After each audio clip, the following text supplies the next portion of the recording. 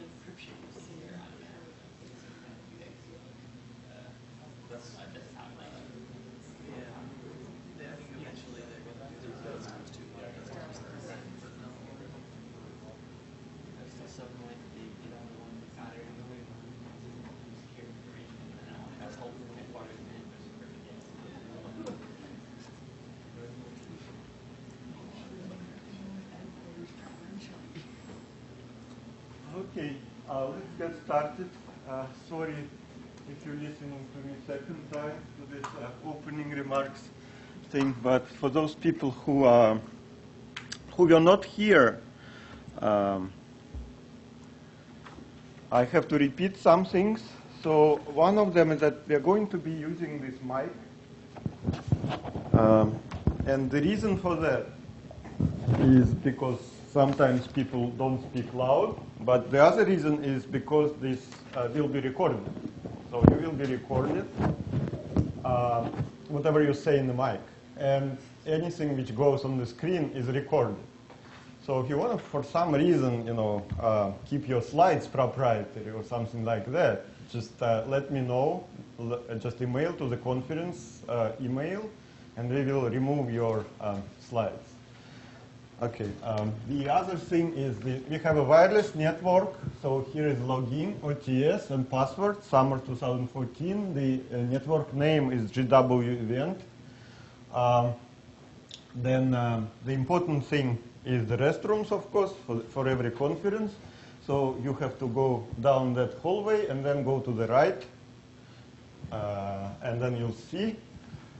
So the talk durations are, I'm not going to be enforcing anything really strictly, but just asking you to stay at least within 15 minutes. Ideally, maybe 12 plus 3 minutes questions, but that is a bit flexible, right?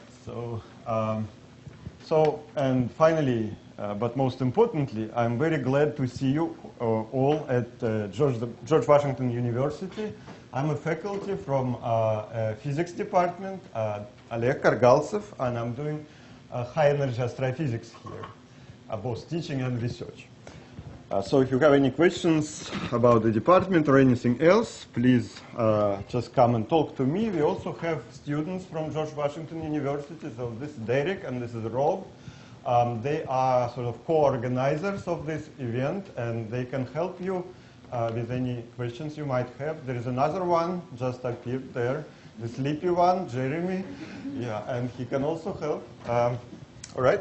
Okay, let's get started. So today we are mostly, if not uniquely, talking about extragalactic astrophysics.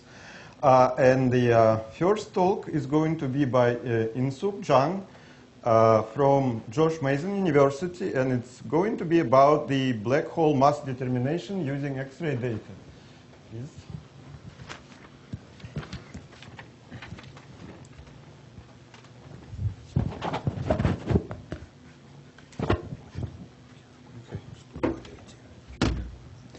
Let's put it on top of this. Can you touch it?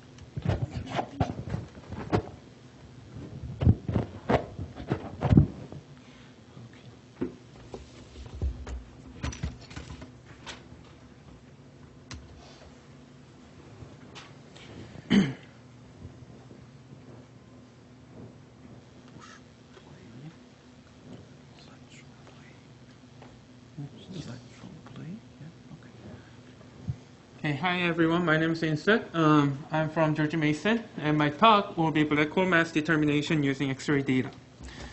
Studies of black holes, we can classify black holes into three categories. The first is a stellar mass black holes, the one that is remnant compact object after the massive star's life. Its mass range is from 3 to 20 solar mass. Then we have supermassive black holes at the center of the galaxies or in agents, and its mass range is between 10 to the 6 to the 10 to the 9 solar mass. Then we may have intermediate mass black holes that can be in the globular clusters or galaxies, and the mass range can be fill the gap between stellar and supermassive black holes. From the observational point of view, this black hole system is very simple. We have 3 parameters, mass, spin, and charge. But in our accretion systems, we'll have mass, spin, and the accretion rate. And among those 3 parameters, the mass is the most important parameter because it can be directly measured, and also it sets the time and length scale of the system. And supermassive black holes are ubiquitous, so it's at we know that it's at the center of every galaxy, and we know that the black hole mass has a tight correlation to the barge mass, and therefore, if we understand the supermassive black holes, maybe we can understand the formation and the evolutions of galaxies.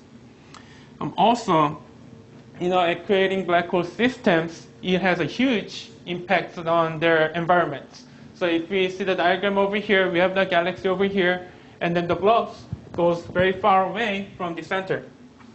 And how do we measure the black hole mass? The most reliable way is using Kepler's law and then measuring the using a dynamics in an optical band for the stellar mass black holes or supermassive black holes in weak galaxies. However, those methods are very limited because it only can be applied to nearby objects, and we also need very high angular resolution satellites to observe the motion of the companion stars. Or sometimes we can use the evaporation mapping method for agents, but still that is also limited because we need to have this BLR emission of the system. Also, sometimes we can measure the black hole mass indirectly using a correlations between the radius and the luminosity or the M sigma correlation. However, those are also limited because the validity of the correlation is not conformed in extreme regions. And most importantly, these optically based methods are affected by obscurations. So it is important to have alternative way of measuring the black hole mass in different ranges. And the X-rays can be one of the good candidates because it carries the information without being affected by absorption, and it directly traces the black hole activities. So if we see the diagram over here, we have from the optically based method, we are looking at the top of the system where this X-ray comes directly from the accretion disk. And in every different scales of black holes, the X-ray emissions are produced by same mechanism, Comptonization. So, and if you look at this diagram over here from the optical image, the center is pretty hard to see, but with the Chandra image, we actually see the center directly. Thank you. So, from the studies of galactic black holes and the agents, what we see is the gamma and the Eddington ratios are positively correlated.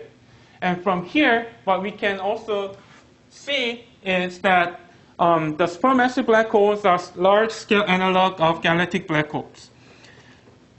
So based on this assumption that the gamma and Eddington ratio are tightly correlated, Chaponishkov and Titarchuk, what they have done was that they used the X-ray scaling method to compute the black hole mass and then the distance.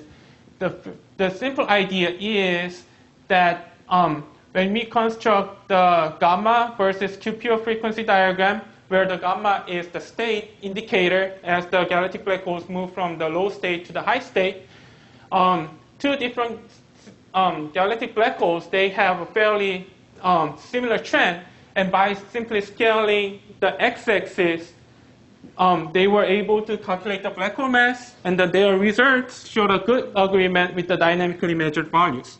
So we carried this method to AGNs, but we could not see the entire evolutions because the AGN has a very large timescale compared to the galactic black holes. But from the previous slide, where that they have the similar positive correlations between gamma and the Eddington ratio, what we have done here is that assuming that the AGNs follow the same trend of the galactic black holes, simply using same idea, we were able to calculate the black hole mass. And when we were comparing our results to the evaporation mapping values, it also showed a good agreement. Now, our question was, what can be the limits of this scaling method? So we decided to apply to the low luminosity agents, which host the supermassive black holes in a relatively low luminosity range. And this test was necessary because the vast majority of AGNs are low luminosity AGNs, and they accrete at the low level. And from the optical classes, the low luminosity AGNs are liners or Seyfert galaxies. They have a little bit different physics here, that normal AGNs or accretion systems, we have the accretion disk and a corona, and then the same photons from the disk interact with the hot electrons in the corona. However, in a low accretion region, what we have is ADEF, and then here we have a very low optical depth, and then that creates very steep spectrum in X-ray ranges. Recently, when we were studying the low luminosity AGNs, what we start to see is the entire correlation between the gamma and Eddington ratio, whereas the normal AGNs have a positive correlations. From here, we already know that this X-ray scaling method probably not going to work on our sample because the accretion rate plays an important role here. And also, if the X-ray scaling method cannot work, what can be another way to determine the black hole mass in X-ray ranges? So from the result of scaling method in our sample, vast majorities were underestimated by factors of few magnitudes, and only four of our samples showed a tight correlation to the dynamical method values. And the common characteristics of those sources were that their Eddington ratio was relatively high than among our sample. And this diagram over here, the distribution of Eddington ratio between our sample and then the AGN sample that we tested with the evaporation mapping method, they shows clear distinctions. And we were able to find an entire correlation between the gamma and Eddington ratio with our sample. And then those four sources that show the tight correlation with the dynamical values were at the outer boundary of this Eddington ratio. And from this entire correlation, where this Eddington luminosity is associated with the black hole mass, simply by rearranging this equation, we were able to solve the black hole mass. And here is the result. That with the simple method, when we were comparing with the dynamical method, they showed generally good agreement. And now we decided to carry this method to the UL axis. What are they? They are the off-center point-like X-ray sources, and their observational luminosity is greater than 10 to the 39 arcs per second, and that's the limit of the Eddington luminosity for 10 solar mass. And this puts ULX into the huge debate that is currently ongoing, that ULXs can be a stellar mass black holes because they are highly accreting objects, or we are seeing this high luminosity because the beaming effect, or the ULXs can be just an intermediate mass black hole accreting at sub-Eddington level. But unfortunately, this ULX is being observed in X-ray ranges and not in optical bands, so the dynamical methods cannot be applied yet. the idea was same as the one that we applied to AGNs, but this time, because ULXs may have shorter time scale, so using a multiple observations, we were actually able to look at the trend of the spectral evolutions of ULXs and compare with the well-known galactic black holes. And using a best fit of the galactic black hole patterns, they were well fitted. And simply by scaling the x-axis, we were able to compute the black hole mass in ULXs. And here is the result. By comparing our sample with two different patterns, with the patterns from the highly accreting galactic black holes, XTEJ 1550 and then GRS 1950. And from the statistical results, we see that our method showed a relatively tight correlation to 1-to-1 from the literature values within 1 or 2 sigma. So from this scaling method test, what we have found is that there is a threshold limit for the X-ray scaling method, and this method works only for the highly or moderately accreting AGNs with the luminosity greater than 10 to the 43 arcs, or the accretion level above 1%. However, using these anti-correlation parameters, we were able to constrain black hole mass, and they showed a generally good agreement with the dynamical values. And also, when we were testing this to the ULXs, our scale value was relatively consistent with the literature values, and then perhaps ULXs may have intermediate mass black holes as well. So overall, this scaling method works very well, and it's a robust method for the moderately highly accreting black hole systems at different scales. And as we have tested this method to different scales, galactic black holes over here, ULXs over here, and AGNs over here show a pretty good agreement.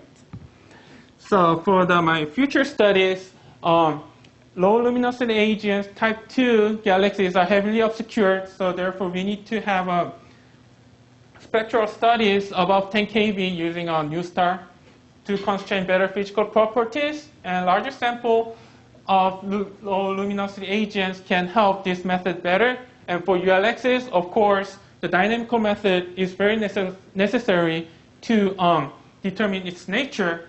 And recently, that ULXs may form efficiently in a low metal galaxies. So from there, we also can study the nature of the ULXs.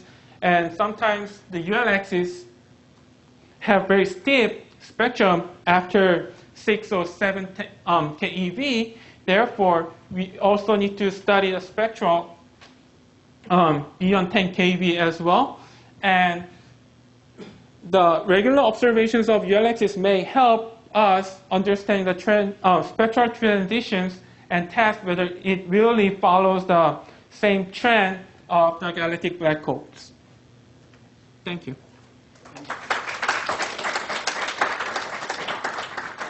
I'd like to encourage everyone to ask questions, because that's the best way to learn. So if you even think you have some kind of stupid question, please ask. Don't wait. We don't have much time. So any questions to the speaker?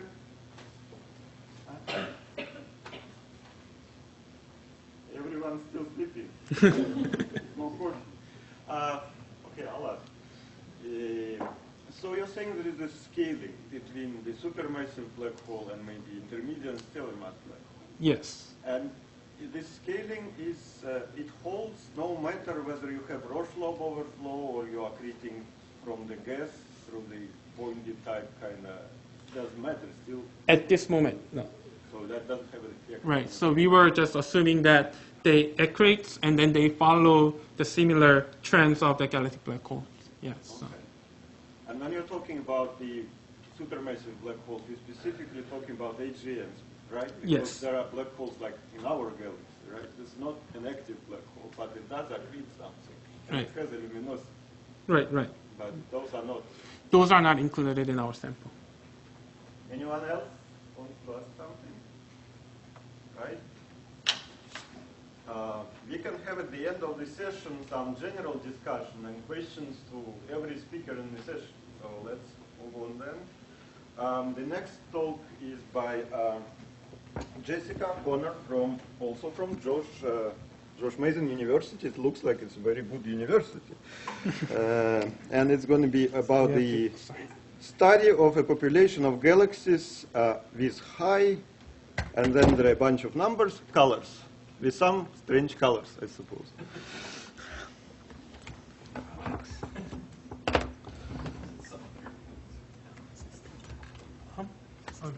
I suspect these are Spitzer pens, but Close enough. okay.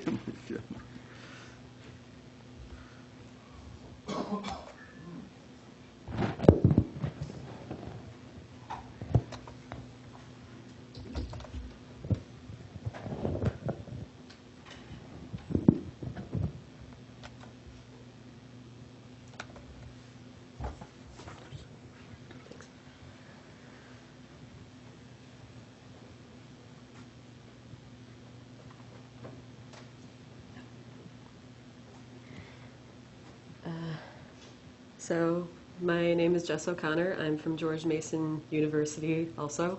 And today I'm going to be talking about my research with the WISE and IRAC surveys, looking at galaxies with unusual mid-infrared colors.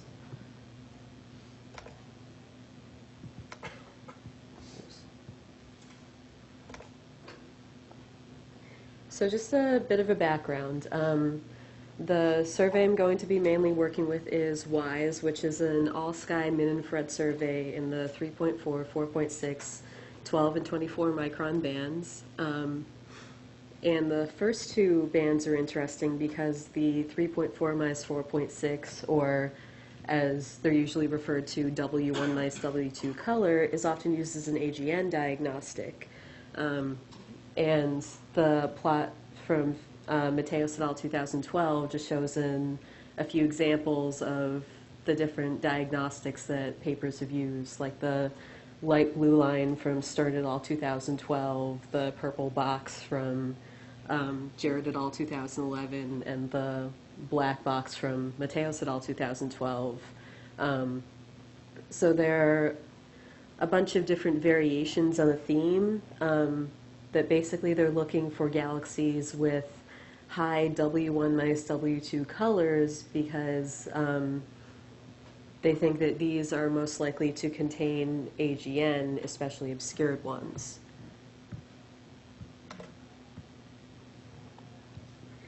So to show you an example of what a galaxy with these high mid-infrared colors looks like, this is NGC 4388, which is a broadline AGN. The green you see there is the SCSSR band. Blue is the W1 band, and that very red region in the center of the galaxy is the W2 band, where you see dust heated by the AGN.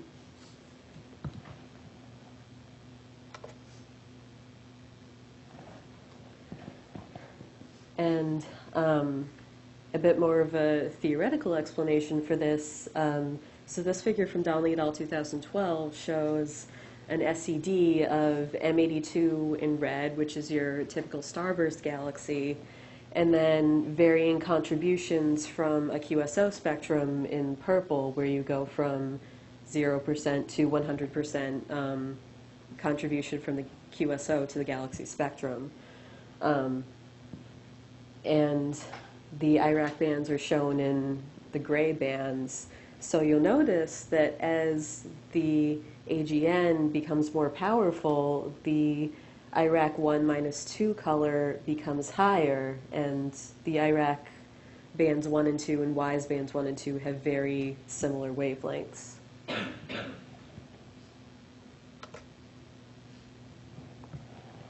But is AGN activity the only explanation for these colors? It isn't exactly clear because there are other processes like star formation, asymptotic giant branch stars, ionizing shocks, and Wolf-Rayet stars that can also heat the ISM, and some of them have been shown to have very red, like very high W1 minus W2 colors, typical of what you would find in an AGN.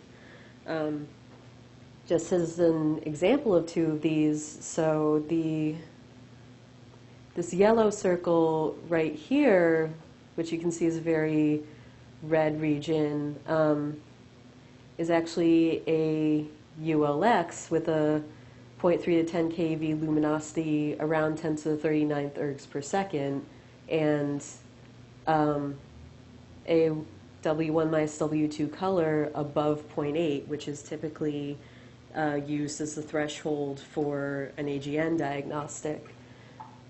Then this red circle here is a superstar cluster. So again, massive stars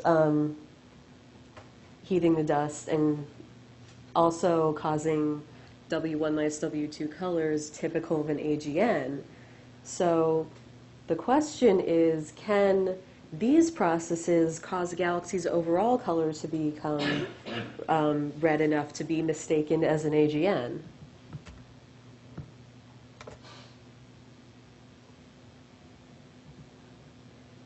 So the big question is AGN activity the only process that can cause a galaxy's colors to be red?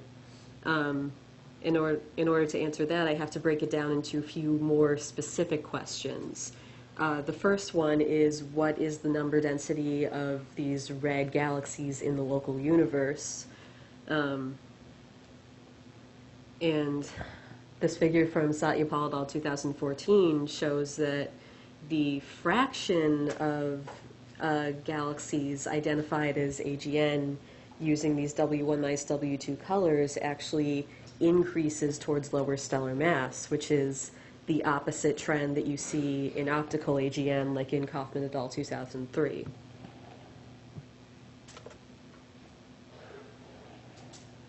So in order to calculate the number density of these red galaxies in the local universe, I'm calculating the R-band's luminosity, so optical luminosity function, and the stellar mass function for galaxies in the redshift range of 0.005 to 0.1, combining data from SDSS DR7 spectroscopic survey, the All-Wise survey, and getting stellar masses from the NYU value-added catalog.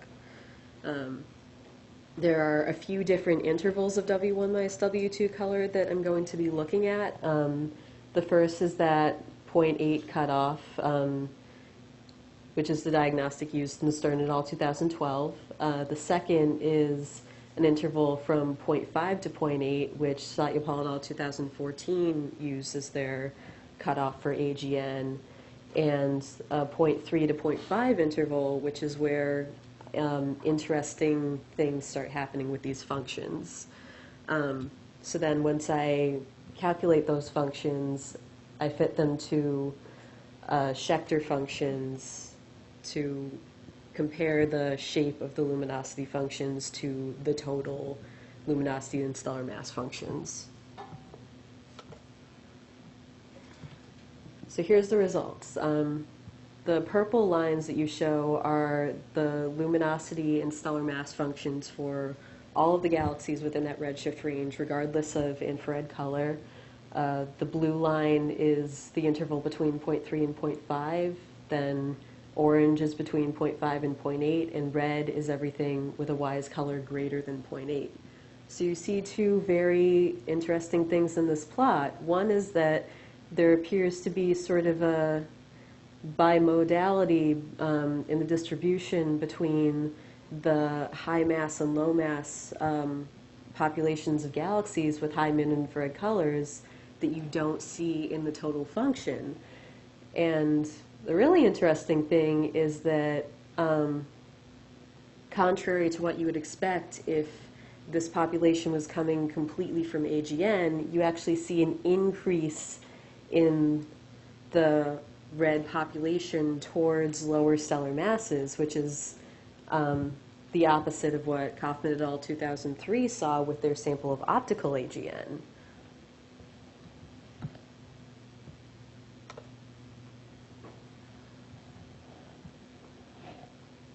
so then we're coming back to this question of like, okay, so we know that there is a significant population of red low-mass galaxies in the local universe. So what do these things look like, and what is causing these high mid-infrared colors? And to answer that question, I'm going to be looking at multi-wavelength data of galaxies in the Local Volume Legacy Survey, also using some Kingfish data where available. And because these galaxies are very nearby, have multi-wavelength data, and are spatially resolved, then we can see where the high infrared colors in these galaxies are coming from to give us a better idea of what processes are behind this. So this is still a work in progress, but here's an example of one of the results that we have so far. So this is an example of a low-mass galaxy with very red IRAC 1-2 regions. This galaxy is only 10 to the 6.35 solar masses, also has very low metallicity. And the three regions I've highlighted here are regions with very high mid-infrared color, well above the AGN threshold.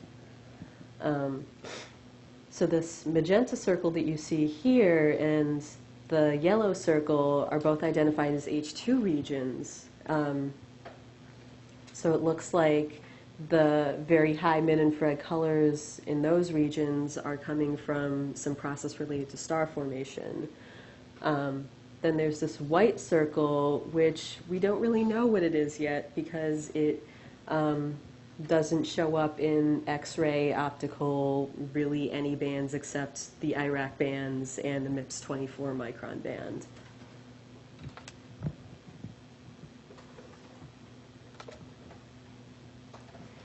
So some conclusions that we got so far are there is a significant population of galaxies at low mass in the local universe which have very red W1 W2 colors typical of AGN, but don't appear to be AGN, at least optically. And in resolved galaxies, there are a lot of sources with very high W1 W2 colors. And so what still needs to be answered is what exactly is causing these. Because there are a few examples of AGN in low-mass galaxies, like in Henne's 210. But then, since these aren't all optical AGN, then there is probably some other process that's also contributing to it. So I'd like to thank all of my collaborators at George Mason, and any questions? Thank you.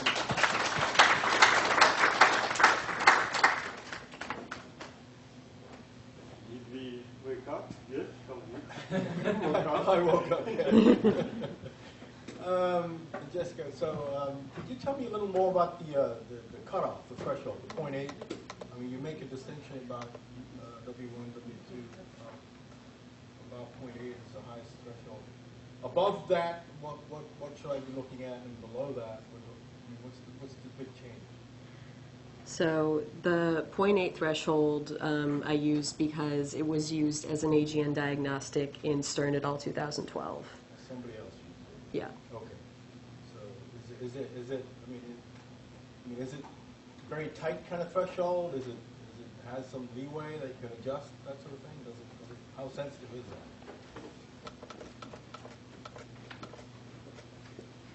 So,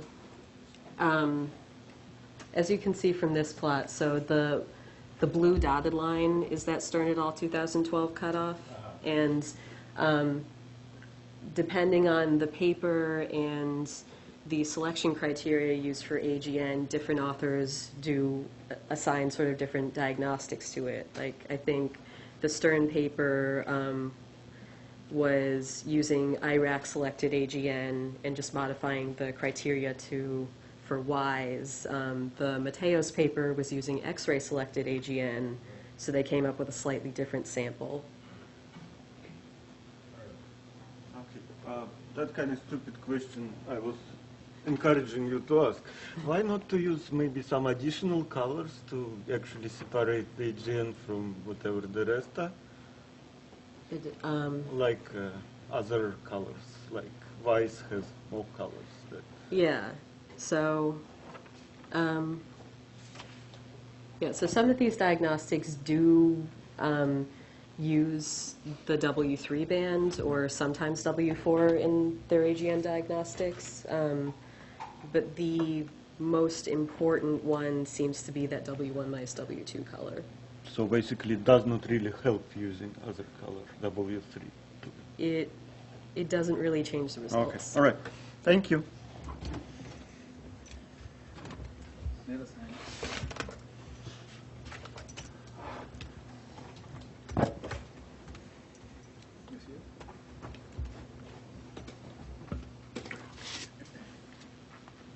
Oh, Okay. something's not right. I'll check him.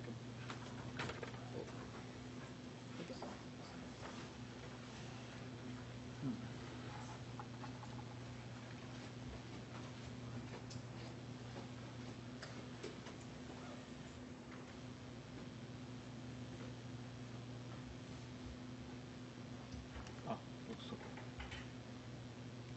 okay. Okay. I never know how to use these. Okay. Can you hear me? Can you hear me? Yeah.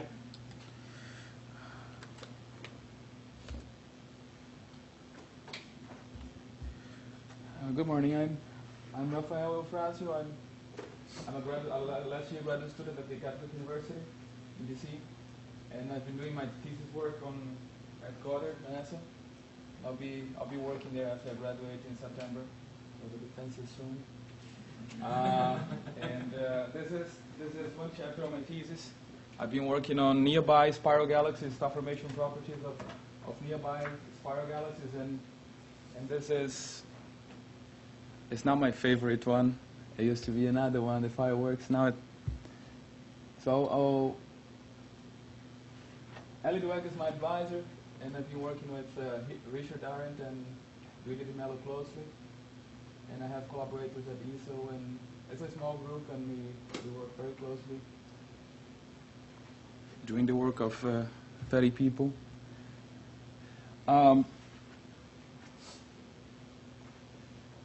So the galaxy I'll be presenting today is the Condor galaxy. We named it the Condor. It's in the Pavo group in the southern hemisphere, so it was not very well studied before.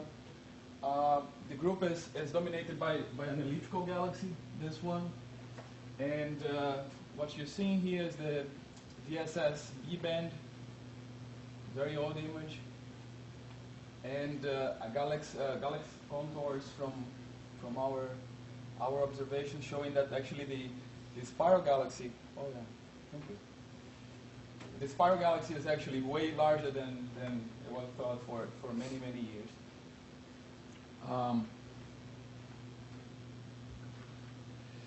So this is the galaxy as shown in the Galaxy UV, VRT V band, and Spitzer 4.5.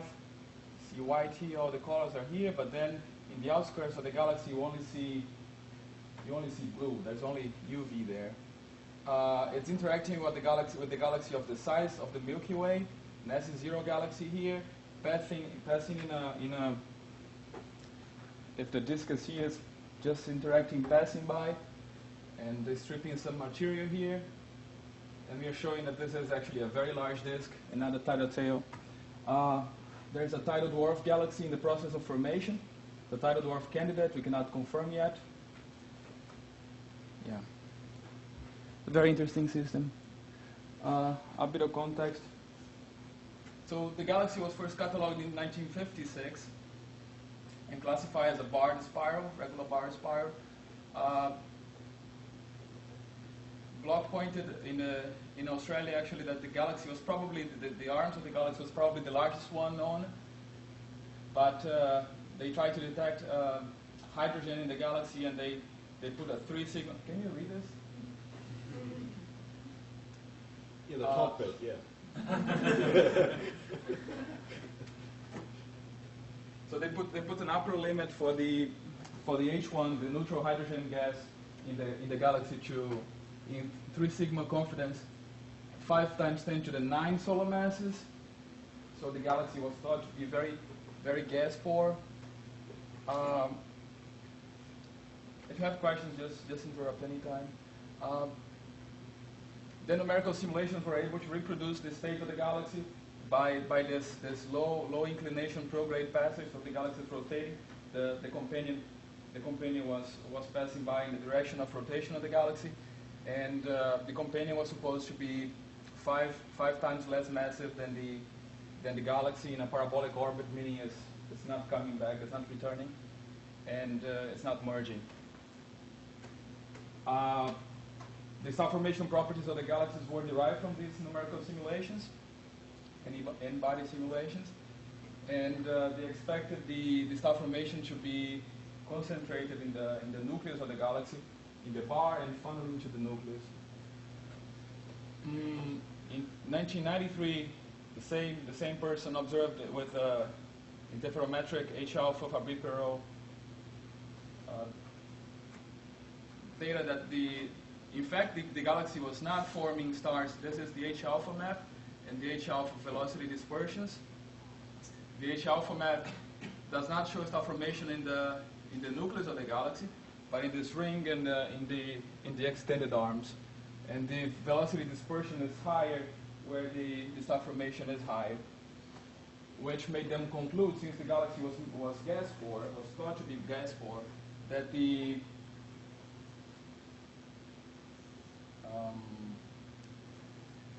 star formation in the galaxy was collision-induced.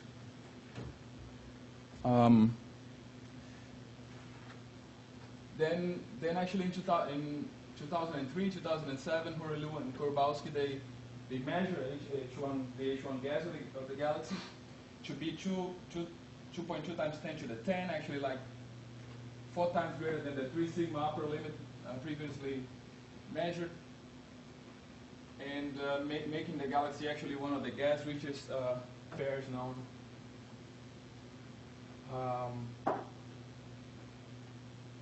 And these are the maps of the velocity of the galaxy. So this arm is blue shifted towards us, and this arm is red shifted. So the galaxy is rotating like this. So blue shifted here, red shifted there, inclined 45 degrees, and the velocity dispersions in the H1 gas at the end of the bar is where you have more star formation rate.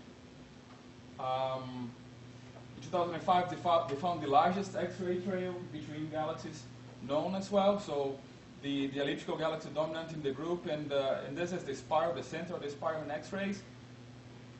This X-ray trail is formed by the passage of this huge galaxy through the cluster, in the cluster medium. So we observed actually that from the UV data that the galaxy in fact is way larger than this disk or this disk, and it's actually almost of the size of this interaction trail. So this is all our data from the UV to WISE data. This is all the data I'll be doing SED fittings, spectral energy distribution fittings today. And in the UV, in the optical, near infrared, and mid infrared. Very different galaxies in the UV and optical. See here where star formation happens in the UV and in the mid IR, and where most of the stars are in the nucleus of the galaxy. So the galaxy is so big that we are able to divide the galaxy into regions of the size of nearby spirals. So it's each of these regions is 10 kiloparsecs in diameter. And going to the outskirts, we see that the regions, they become bluer and bluer, this, we were competing for the prize of worst color scheme ever used in this paper. So it's a, so we grouped, actually, we normalized all the LCDs at 4.5 microns, which is supposedly a very good tracer of the stellar mass. So when we normalize all the LCDs of all the regions at a given stellar mass, we see that the regions, they separate very nicely in the UV. And that's how we grouped by color. So that's the color scheme. So these regions are way bluer than everything else. Then this region has very similar LCD to this one. The body of the galaxy has very similar LCD with the companion, and some intermediate region. What can we answer from what is known, what was known before from the galaxy, from the LCDs? Do these regions show a mixing of old and young stars, supposedly pre-existing and form method interaction? Can we see that from the LCDs or not? Is star formation really concentrated in the nucleus, or it could be that the H alpha you have some weird extinction and you see H alpha, a very high extinction in H alpha in the nucleus. That's why you wouldn't measure it. But is that really what we see from all the data we have? What's the ratio of masses between the galaxies? It was supposed to be 5, but if you do a very quick check in the V band, it's at least 10. The mass of this galaxy over this. Is that really 5? Do we need to check the numerical simulations again? Is there any evidence in the LCDs for triggering star formation rates from the interaction? Interaction is supposedly a big trigger of star formation. And the time scale of the passage is like 130 megayears, so it would be a perfect case to check if star formation rate actually happened, if it was triggered by the interaction. And how are the star formation properties in different regions? Do they change? Do they behave like galaxies themselves? So we start from population synthesis. We model the star formation history of the galaxies, assuming a Krupa IMF. So we assume that all the stars, if you're not familiar to it, we assume that all the clusters, they are formed with a given mass distribution, and they evolve in time. This is in gigayears, is the age. So a given spectral energy distribution for 10 to the 6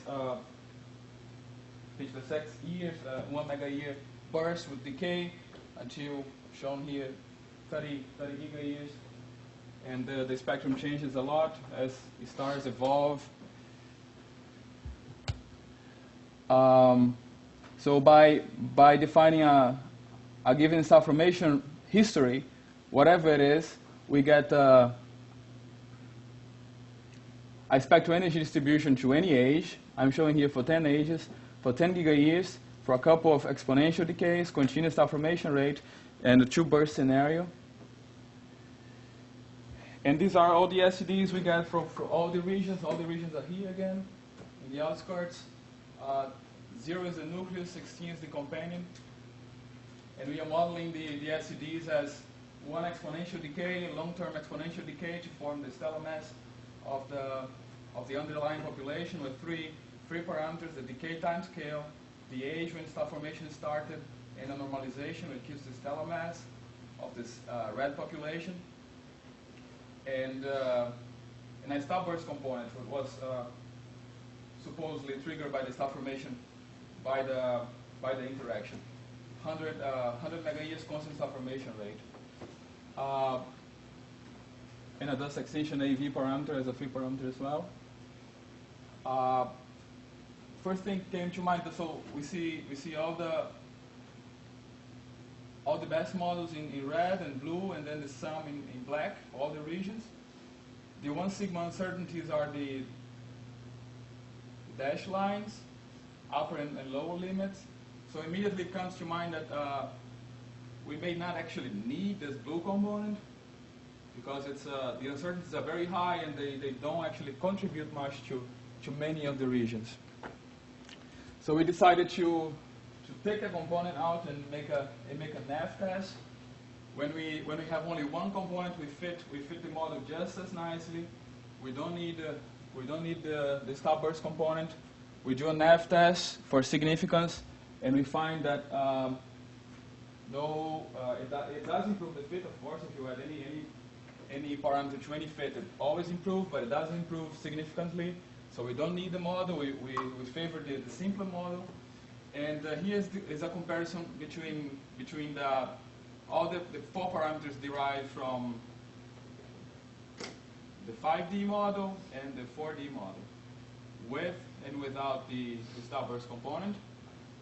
The extinction AV, the normalization constant, which gives the stellar mass of all the regions, the explanation time scale, the order of gigayears, and very short for the younger regions. So region 0 is the nucleus, region 16 is the companion, and region 1 to 14 to 15 is from left to right. So very young regions, very short taus, very young regions. This is the age.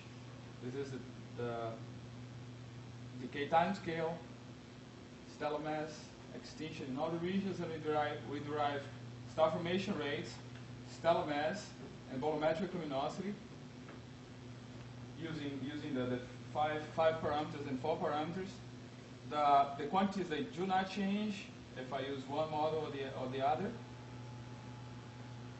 but it does add a lot of uncertainty to the derivation of the exponential time scale if I add the stop burst component.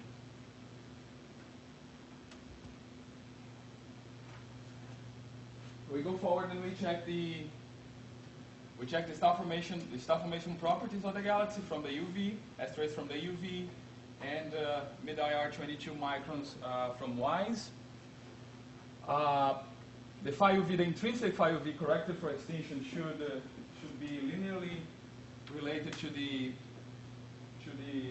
star formation rate if the star formation rate is in fact constant over 100 megayears. Even if it's not, it's close enough here. So this is the line, star formation rate and FUV. These are all our points derived from the intrinsic phi UV derived from the SED fittings for all the regions. And these are the observed FUV. If I just use the observed FUV to star formation rate, this difference is exactly extinction. So extinction is what supposedly is traced by the 22 microns, which is measuring the hot, stochastically heated small particles. So this should be related to the extinction. And usually people use, for corrected FUV diagnostic, observed FUV plus a constant times the observed 25, 24, 22 microns in this case I'm using from WISE. And if this phi UV in fact is the intrinsic phi UV from my SED fittings, and I subtract this here and I divide by the observed 25, so observed quantities, I have A core. This constant that supposedly corrects the extinction by multiplying the 25 microns to correct the extinction at the phi UV wavelength. So this will be the attenuated star formation rate, and this will be the attenuation of it. What we find is for the nucleus and the companion, this constant is in fact this constant A core is in fact much lower than the average for a large sample of galaxies. So this is the standard conversion for galaxies, 3.89. And we see that all our regions, they favor a different value.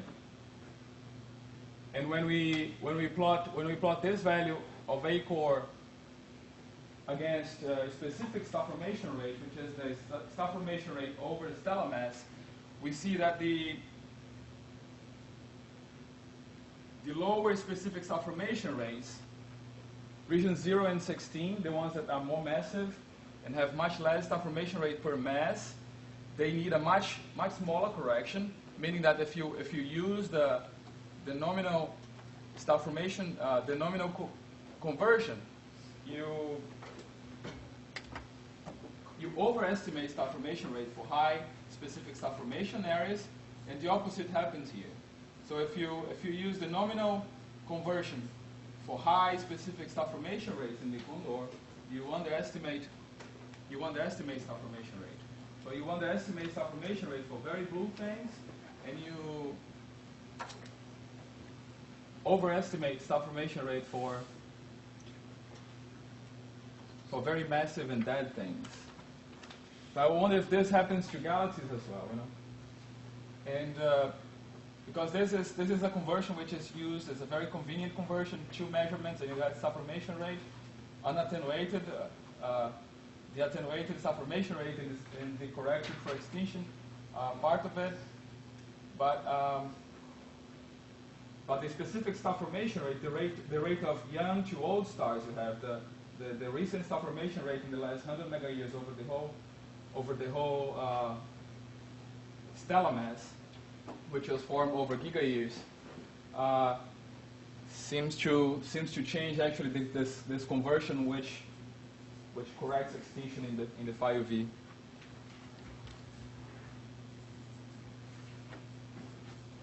So the conclusions is the conclusion is the condoring factor, the star formation rate we derive for the condor is around 5 solar masses per year, and the mass is larger than 5, closer to 7. We did for regions, we didn't do for the whole galaxy, so it's larger than that. Meaning that over the last 100 megayears of interaction, there was not enough star formation to actually significantly change the size of the condor, the mass of the condor, and we also did a study in the stellar bar, and we showed that the stellar bar is also old and was not formed by the interaction. However, the outskirts of the galaxy, we do find it very blue and to be formed in the last 20 megayears or so. There's the first region in the outskirts is a tidal dwarf candidate. From the star formation rate and masses we derive, we cannot discard. It's a galaxy. Around 10 to the 7, 10 to the 8 solar masses of mass. But we need metallicity and rotation curves for the tidal dwarf. And the phi UV plus 22 micron seems to be dependent on specific star formation rate. Okay. Let's take Rafael. Just one quick question, maybe.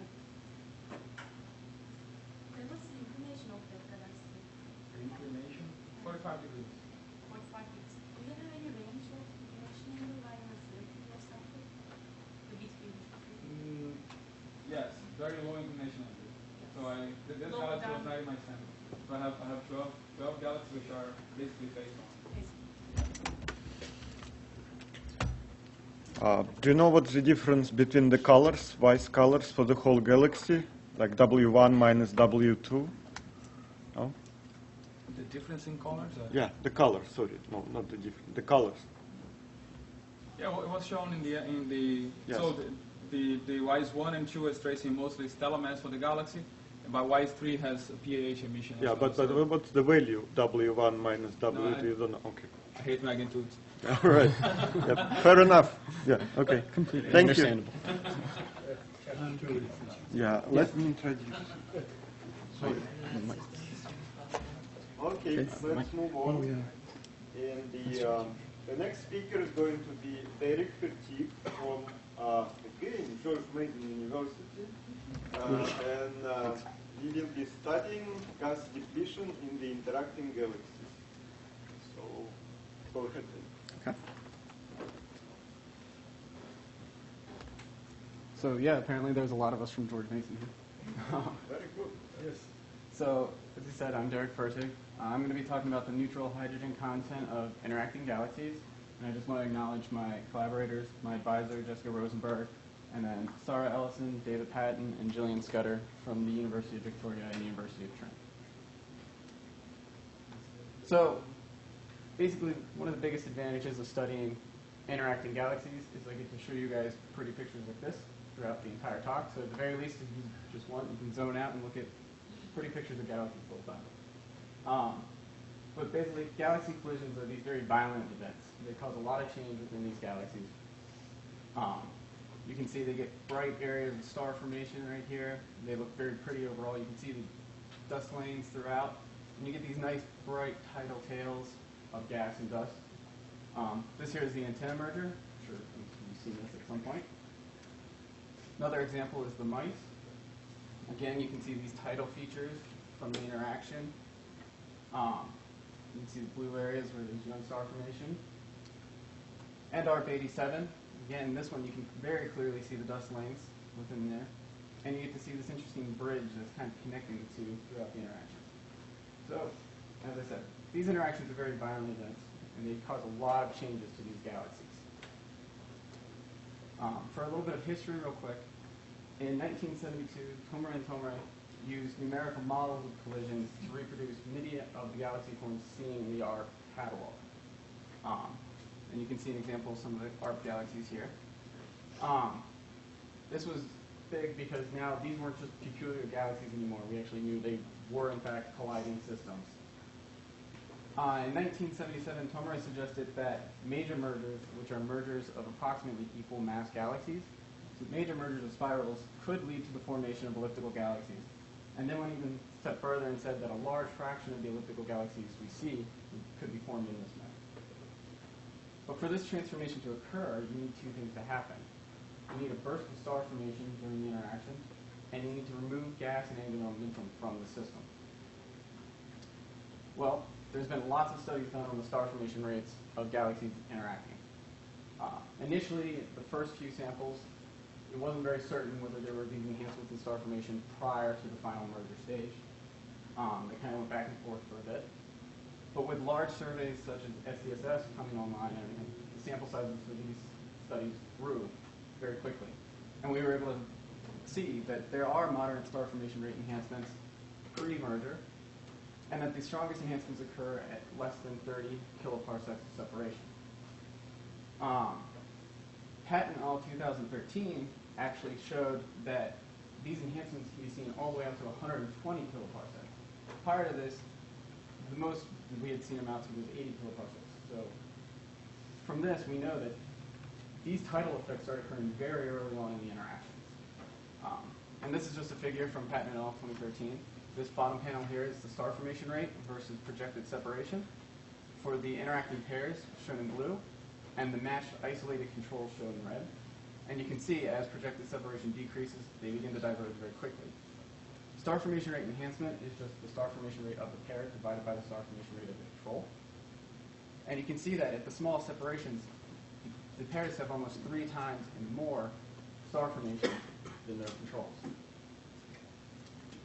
Okay, so that burst of star formation we need, it's there, pretty clearly studied.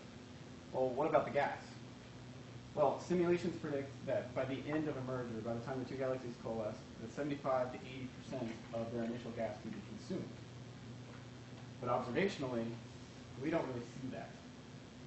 Zazov and Salentik in 1994 used a sample of spiral elliptical interactions so that they could attribute the majority of the gas and star formation to the spiral, and found no evidence for gas depletion. All they found was maybe some slight evidence for gas depletion in the strongest star-forming spirals. Casasola and al. 2004 used a sample of strongly interacting pairs and actually found that the neutral gas was enhanced. So instead of the gas being consumed by these enhancements in star formation, were the gas staying level or actually increasing for some reason. So with these nice large surveys out, we figured we'd give it another shot as well. Hopefully have a slightly bigger sample and see what happens. So I used 2 surveys here. I used the Sloan Digital Sky Survey, which uses the 2.5-meter telescope in Apache Point, New Mexico. Gives us photometry in the UG-RIZ optical bands, and gives us spectra for about close to 1 million galaxies. It's really handy. We also use the Arecibo Legacy Fast Alpha Survey, which is a blind flux limit radio survey, 21 centimeter survey. It uses a 305 meter telescope in Arecibo, Puerto Rico. And by the completion of the catalog, we'll have radio spectra for more than 30,000 galaxies. So where we start is we take a sample of interacting pairs from SDSS that have projected separations of 300 kiloparsecs or less, and rest frame velocity differences of 500 kilometers per second or less.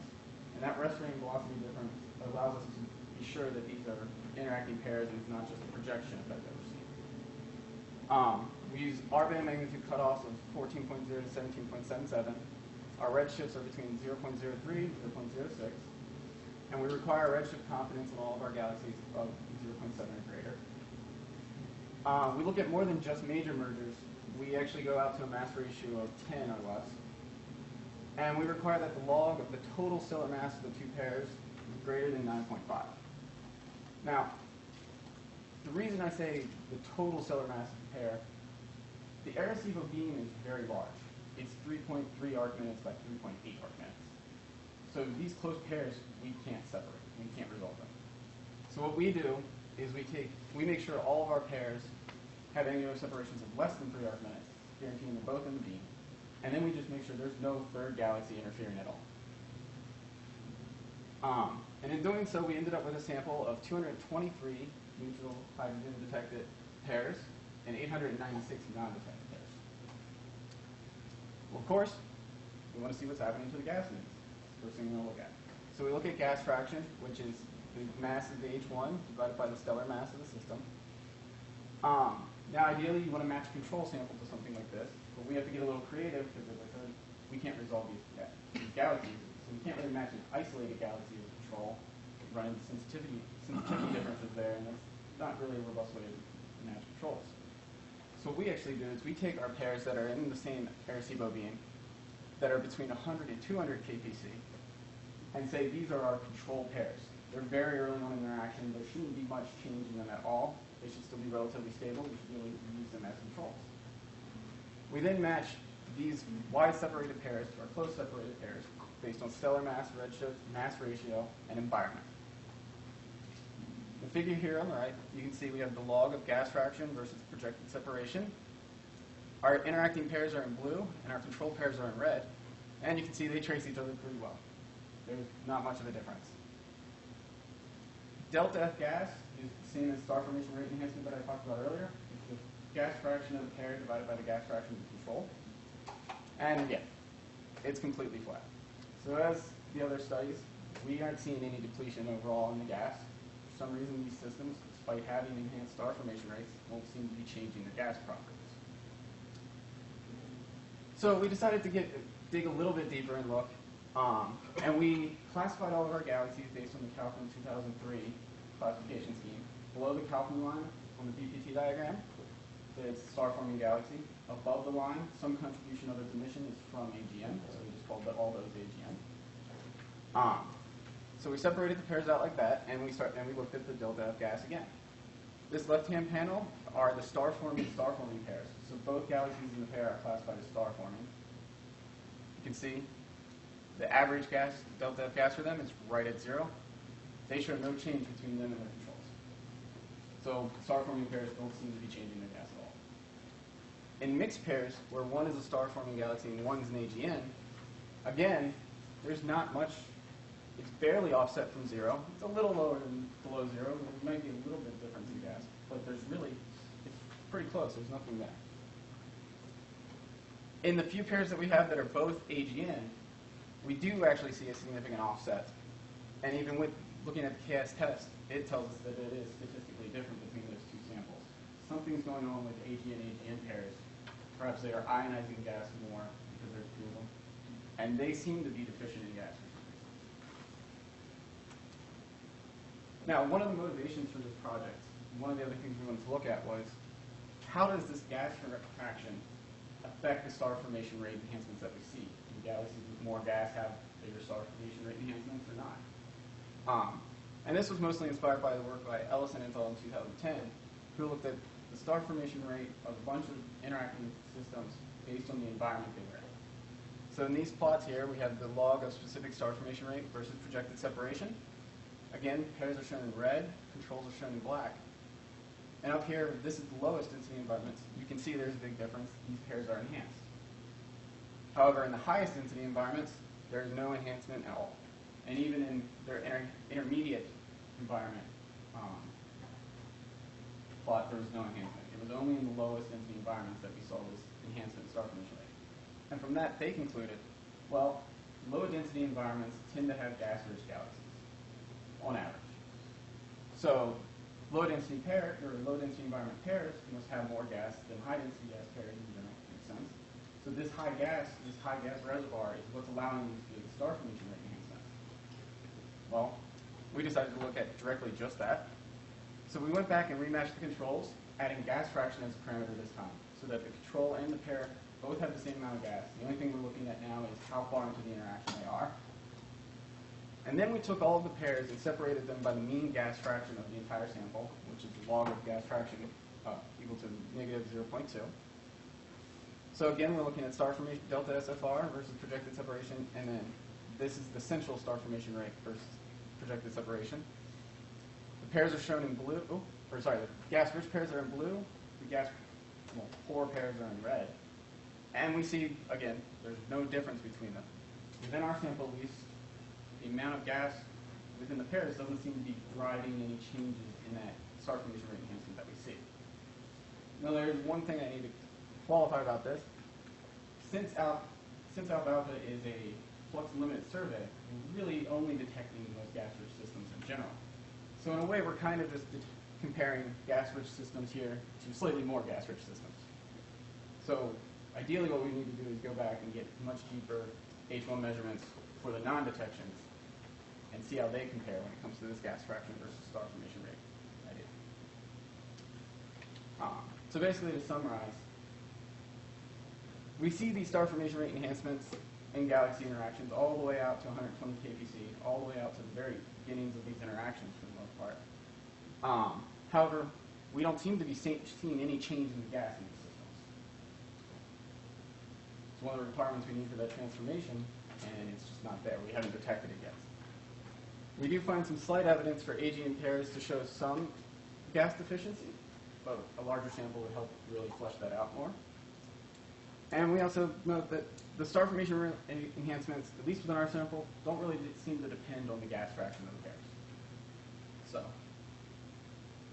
that's my presentation. And to distract you guys while you're supposed to be asking me questions, here's a very pretty simulation of two disk galaxies merging. And what it does is every once in a while it'll stop the simulation, rotate it, and then show you a Hubble image of a merger that we've observed that looks exactly like the simulation pieces. So, thank you.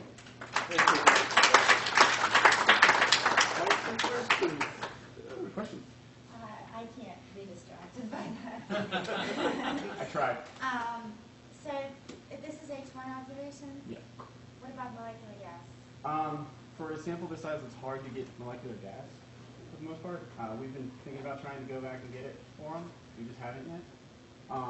The Casasola 2004 paper, they had the molecular gas measurements, and I believe they found some slight depletion in the molecular gas, but it was only very slight. What is the ratio of the mass, typical ratio of the mass? I mean, just Like for those galaxies, how much mass is in the molecular phase and how much mass is in the neutral phase? Oh, it can vary depending on the galaxy by a lot. Yeah, but yes, what is, are we talking about 100 to 1 or 1 to 100? Off the top of my head, I'm not sure. If you have some Nolan's color, can you do an SAT fit and measure the mass of the pair parts? Yeah, we can get, we have separate stellar masses for each of the galaxies. It's just within the radio, because the radio being so large, we can't separate the H1 mass to specific galaxies.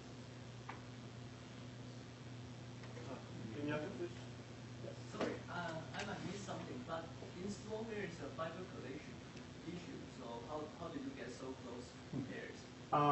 So the way we get around that is there's two ways you can do it. You can do a culling technique, where you take wider separation pairs and you start randomly throwing them out, just like what happens with the fiber closures, closed pairs.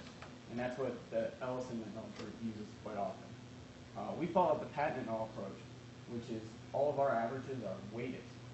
So those closed pairs that are within the 55 arc seconds required for the fiber collision are actually given a higher statistical weight than pairs with a wider separation, since we're missing some of them.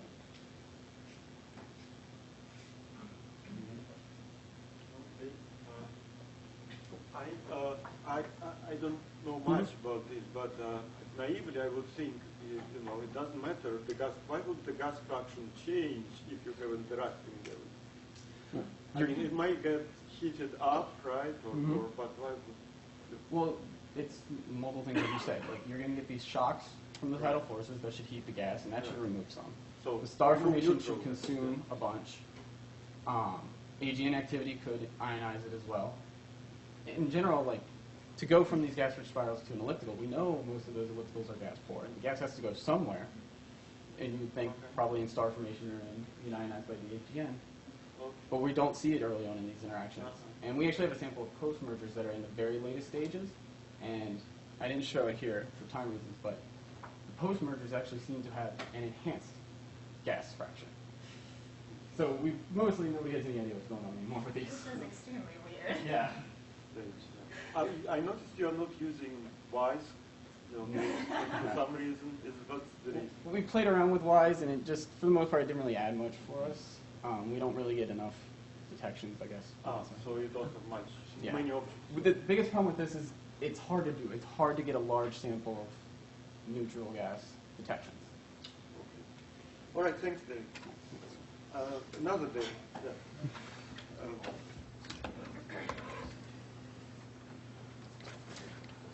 Only to confuse. Yes. All right.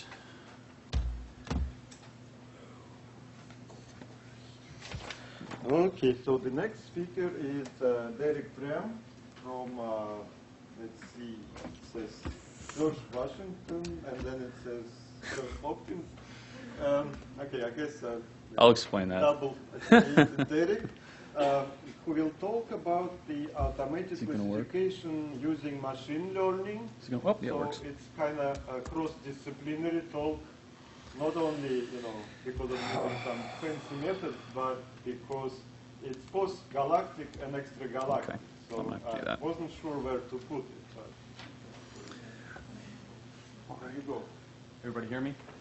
Yes? No? Good. Right. Sweet. So, double affiliation because as of the end of this month, I will no longer be affiliated with GW and affiliated with Johns Hopkins because I'll be doing grad school there. So, I'd also like to acknowledge my advisor at GW, Oleg Kargultsev, postdoc Igor Rangelov, also GW, Igor Volkov, who's here. He's at the CMNS at UMD. And Dr. George Pavlov at Penn State, who we all collaborate on this. So what do we want to do with machine learning? Basically, we want to learn through classification. We want to figure out new physics. We at GW usually do compact objects, but just in general, any kind of new physics about any object that we might be able to find in any catalog. Give a couple examples.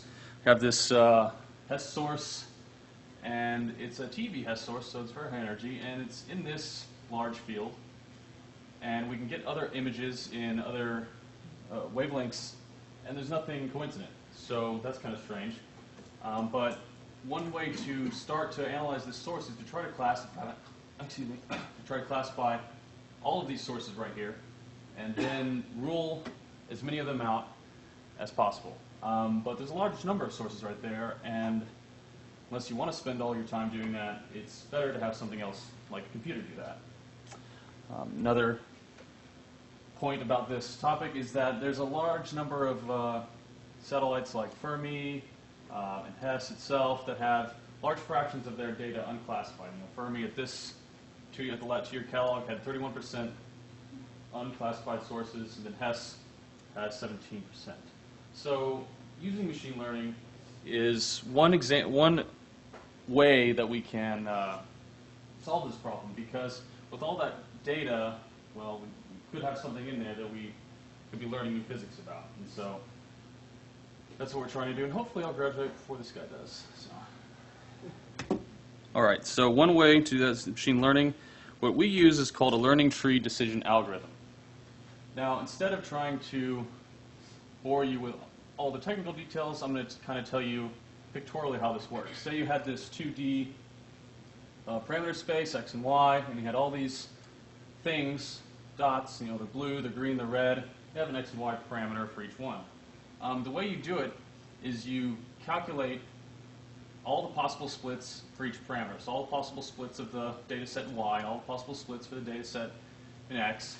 And for each split, you compute an entropy on either side of the split. And what happens is the algorithm takes the split with the lowest entropy. So in this case, it's this split right here.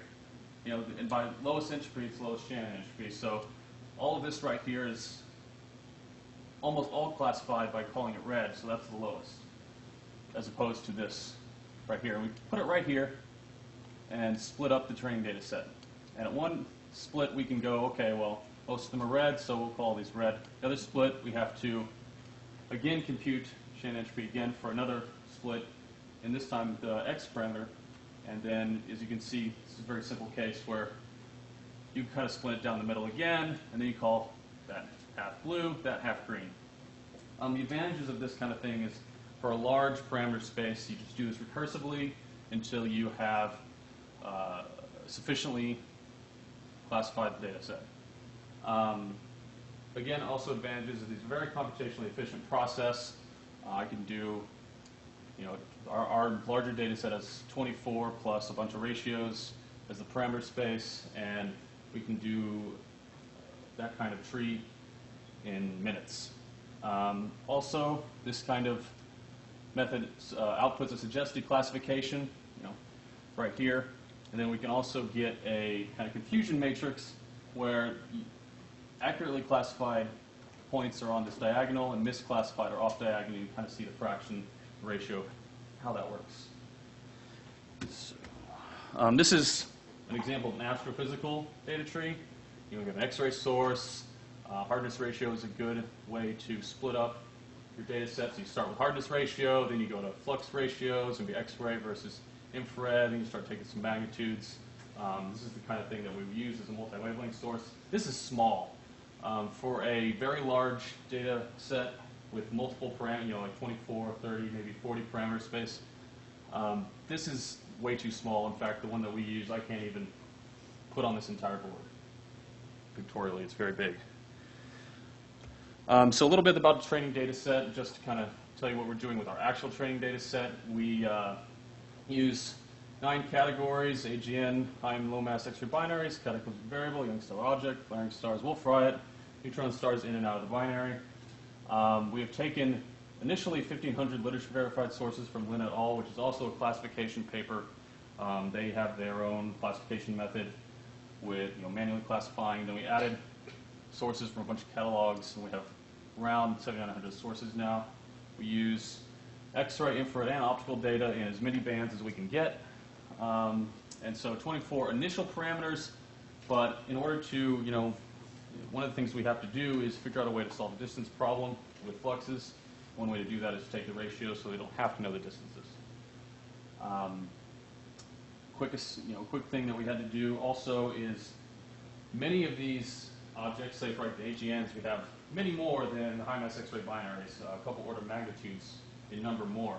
And one way to, and this gives a problem with our tree because then it'll kind of linearize the confusion matrix and say, okay, well there's 6,000 AGNs, versus 50 high mass X-ray binaries, so the universe must be populated by more, that fraction of AGNs versus binaries, which is not necessarily physical. So in order to take out that bias, we have used this k-nearest neighbors algorithm, which I'll describe next, which artificially inflates our source numbers for the lower sources like high mass binaries and neutron stars. So other algorithms that could be used, and we tried and have used in either a different fashion than classification. One way to classify is computing an average spectra, like here shown in AGN, and then try to create a statistic where if you put an object, say along this line, the average, this is the spectra of an object, right there. You'd have to compute a statistic from the average that would kind of clarify a distance, I guess. And we tried using that, and the statistic was not so straightforward to classify. And when we did come up with something, the accuracy of the method was very poor, so we abandoned that. There's also what's called the k-nearest neighbors algorithm. And basically what it does is k-nearest neighbors is pictorially shown right here. So you know A's and B's, and you put an unknown object in the parameter space, and then you have this free parameter, which is why this method is not so great. It's the free parameter radius circle or radius in that parameter space that you define in whatever way. And for this object, you would say, okay, well, there's one A and two B's. So it's probably a B with, say, 66% confidence. The disadvantage of that is that how do you define this free parameter? There's really no literature-verified method to do that. So we decided that was not the best way. However, we did use this method to synthetically create sources, because if you define this radius in a small enough way, you're going to ensure that any source you put in the parameter space of B's will be called a B, which is what you would want, so that all of your, the number of B's would match the number of A's. And so with that in mind, we continue to use this learning tree decision algorithm, which has actually been done with the XMM team.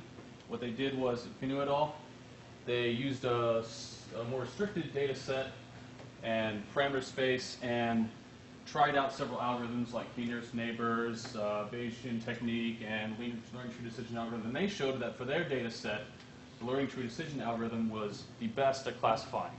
Now it's limited use for us because the data set's very different, but it does suggest that we might be on the right track. So some of the things we've done with this, we're going to start with a galactic example and then go to an extragalactic example. This is a supernova remnant, G352. It's 8 kiloparsecs away in our galaxy. It's a mixed morphology, so it's interesting for that reason. We have it in Chandra, Spitzer, and VLA radio.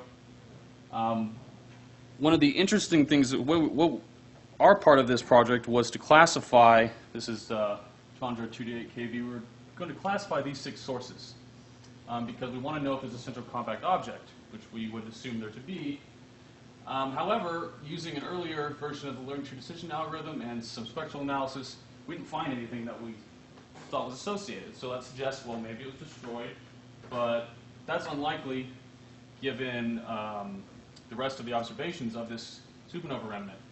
So what we think is that it's possibly a stellar mass black hole creating a Bondi-Hoyle regime, which is why we can't see it, which would be interesting because stellar mass black holes are notoriously hard to find. So extragalactically, this is Chandra Source Catalog 1.1. This is the entire sky map. And what the end goal of this kind of thing is to take all 100,000 unidentified sources and classify them with a high degree of confidence.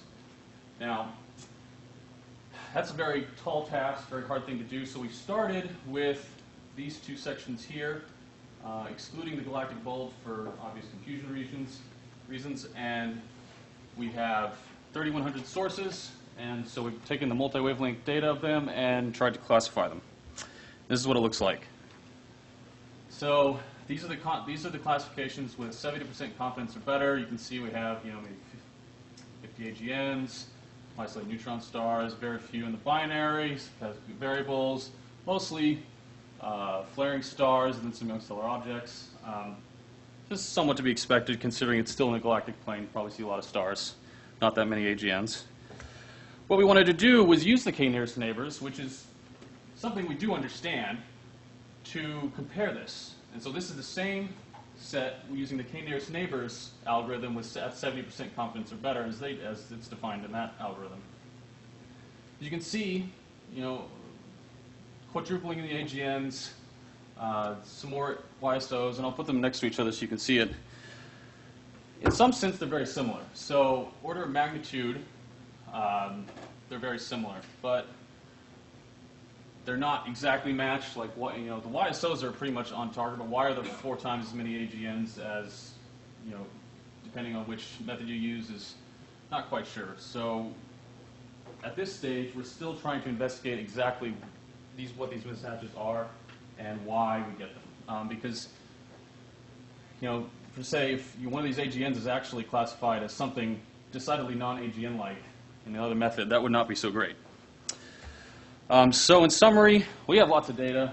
You know, in astrophysics, it's flowing at us. We can't really do much about it, which is a good thing because we like having data, but we need to analyze it because there could be objects out there that we have not discovered, new objects. We don't really know what they are, that have new physical properties, and we'd like to be able to study them. So this is the bulge, according to Chandra. It's a very nice image. And things that we're going, you know, as I said, you know, things are coming up. Rosita, Cherenkov Telescope Array, and Large Synaptic LSST. You know, at the AAS meeting in January, LSST was advertising 15 petabytes of data for their first data release, which is a very large amount of data. So we're hoping that by that time, something like this will be viable so that we don't have to wait too long to glean from that data. Thanks.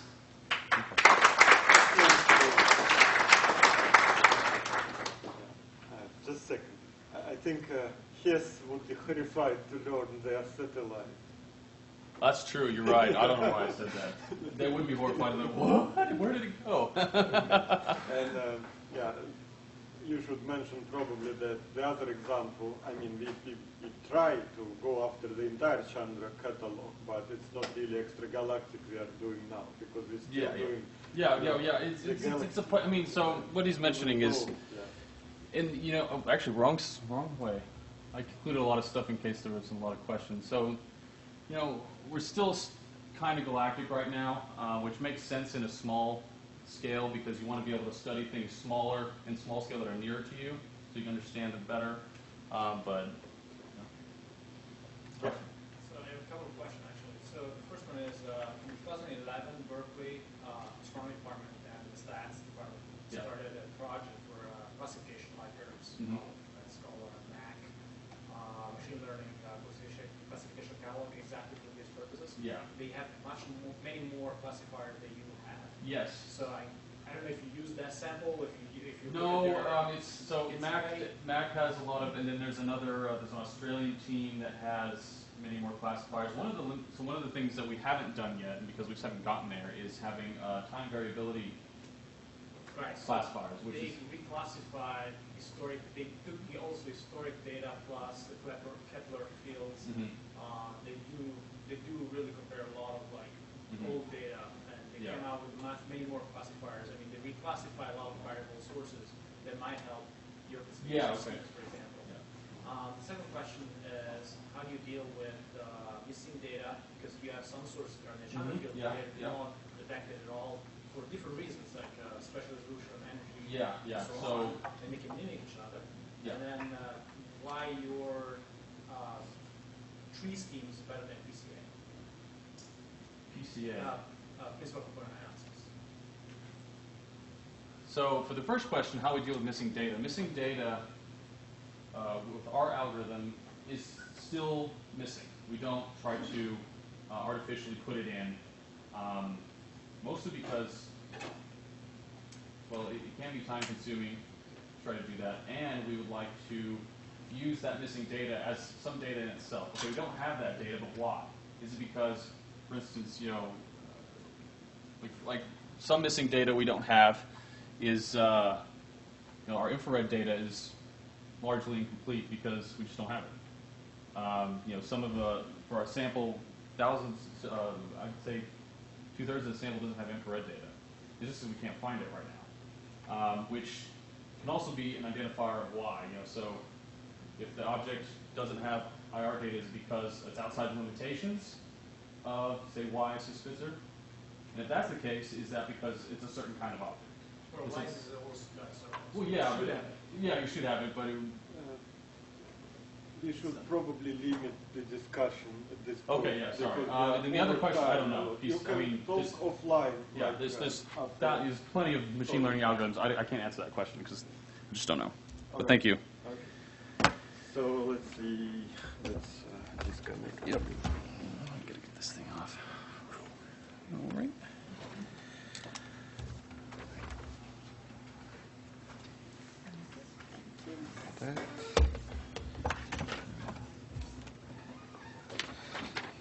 Okay. Now we have a couple invited speakers today. And the first speaker is Nadia Zakamska from Johns Hopkins. And the talk will be about the quasar feedback and its effect on the galaxy formation. Here you go, Nadia. Yes. Thanks.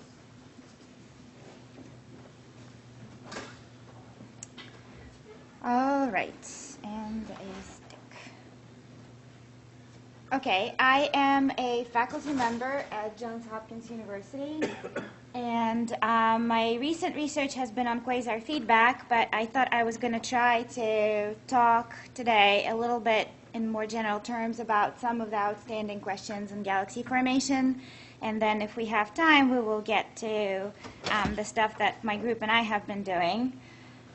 Here's an outline of my talk. Well, first of all, what do I mean by quasar feedback?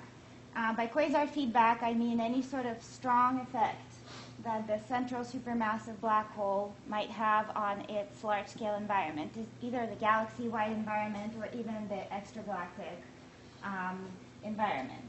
It's actually non-trivial that there would be any sort of effect because the black hole may be supermassive, but it's still this tiny little thing in the center of the galaxy that does not really have any gravitational influence over most of the galaxy. So we will talk about why we think that black holes have any effect on the formation of the galaxy to begin with. I will start by talking about why we think quasar feedback is actually needed in galaxy formation. This is an outstanding problem for at least 20 years.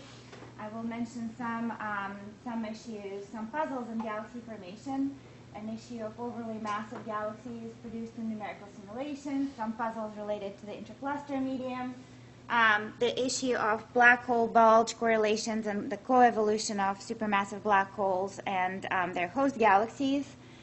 Then I will talk very briefly about how quasar feedback might work in practice. And then I was hoping to provide an observational summary of the state of the field here, taking you through various methods of observing quasar feedback, so we'll see how far we get on that. All right, let's get started. Why do we think that quasar feedback is taking place? Why do we think that supermassive black holes affect the formation of their host galaxies? And one of the major problems in the galaxy formation theory for a while now, for more than 20 years now, has been the issue of the galaxy luminosity function, which is a basic observable in extragalactic astronomy. And this is, in a nutshell, the problem over here. The dashed line that you see over here is the distribution of masses of dark matter halos as produced in numerical simulations of galaxy formation. And the points with error bars are the observations of the galaxy luminosity function. Massive galaxies on this end, low mass galaxies on this end. And as you can see, the two functions are very different in shape. There is a lack of low mass galaxies and the lack of high mass galaxies. This lack of low mass galaxies is known as the missing satellite problem. Have you guys heard about that? Yeah, okay. This problem does not have a catchy name, but it's an even more significant problem on the high mass end by, to the tune of several orders of magnitude, right? Okay, so this has been known for quite a while. This problem came up in the semi-analytic models of galaxy formation many times. And the general way to solve this problem is what you need to do is you need to suppress star formation on both ends of this diagram. Actually, you have to suppress the star formation overall. This function is arbitrarily scaled, but never mind that. The way to suppress star formation is to reheat the gas or blow the gas away from the dark matter halo. Okay, so any sort of reheating process would help, and many reheating processes have been suggested. So for example, supernovae. Supernovae explode and push the gas out, or reheat the gas, preventing new stars from forming, in the regions where many supernovae go off at the same time. So this would be an example of such a reheating process. Many processes have been put in. Nevertheless, there was still a significant discrepancy on the bright end of the galaxy luminosity function. Then there was a slew of very influential papers. This is one very important paper in galaxy formation, Proton et al. 2006, has 1,000 citations or so, the series of papers which were able to finally reproduce the galaxy luminosity functions and semi-analytic models of galaxy formation. So let me walk you through these slides from starting on this end. So again, ignoring this side, let's look at this side. This is still the observed galaxy luminosity function. So now bright galaxies on this end, faint galaxies on this end. And when they don't include any reheating processes, this is the luminosity function of galaxies that they produce. And you can see that we have the same problem, too many galaxies on faint end, too many galaxies on bright end. Then they turn on supernovae explosions in their model, okay? And that reheats the gas or blows the gas away ever so slightly in all halos. So the star formation is suppressed at all masses, but still not enough to reproduce the observed luminosity function. Then they turn on the quasar feedback. That in their model is just a function. That's a very sensitive function of mass that predominantly affects very massive galaxies. Then they reproduce beautifully the high mass end of the luminosity function. And then additional processes are important at the low mass end, in particular the reionization of the gas by the first generation of stars and dwarf galaxies makes a big effect. So the overall trend, if you put in an additional reheating process, you blow the gas away, you reheat the gas, you suppress star formation.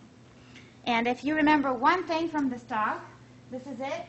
The current thought is that quasar feedback is thought to be the process that limits the maximal mass of galaxies in the universe. Okay, why do we think that quasar feedback is important? I mean, again, black hole is this tiny little thing, 0.1% of the mass of the galaxy. The answer is E equals to mc squared, actually. If you are a particle that's being accreted onto the supermassive black hole, once you're close to the supermassive black hole, you're moving very close to the speed of light. You have a very large negative binding energy. So accreting from infinity to the vicinity of the black hole, you have to release vast amounts of energy to get there. This is released in the form of radiation. That's why quasars are so luminous. And in fact, the amount of radiation is so large that accreting 1 gram of matter produces enough radiation to throw out about 5 kilograms of stuff out of the galaxy. Okay, so it's a simple energy argument that says a lot of energy is available to blow the stuff away from the galaxy. So if you only could tap into this energy, then you can blow up the galaxy, right? You just put in a bomb in the center of the galaxy that goes on for 10 to the 7 years, right? Yes, this is exactly the process that I want you to keep in mind for this talk, okay? Here is another problem in galaxy formation. It's of a different flavor. And that is the issue of overly hot intercluster medium. Clusters of galaxies have been known to be very luminous X-ray sources for a long time. They produce up to 1045 arc per second in X-ray Bremsstrahlung emission. This is an image from Brian McNamara's annual reviews paper on the subject. The white thingies are luminous galaxies, mostly elliptical galaxies in this rich cluster. The blue stuff is the X-ray emission from the hot gas sitting in this cluster.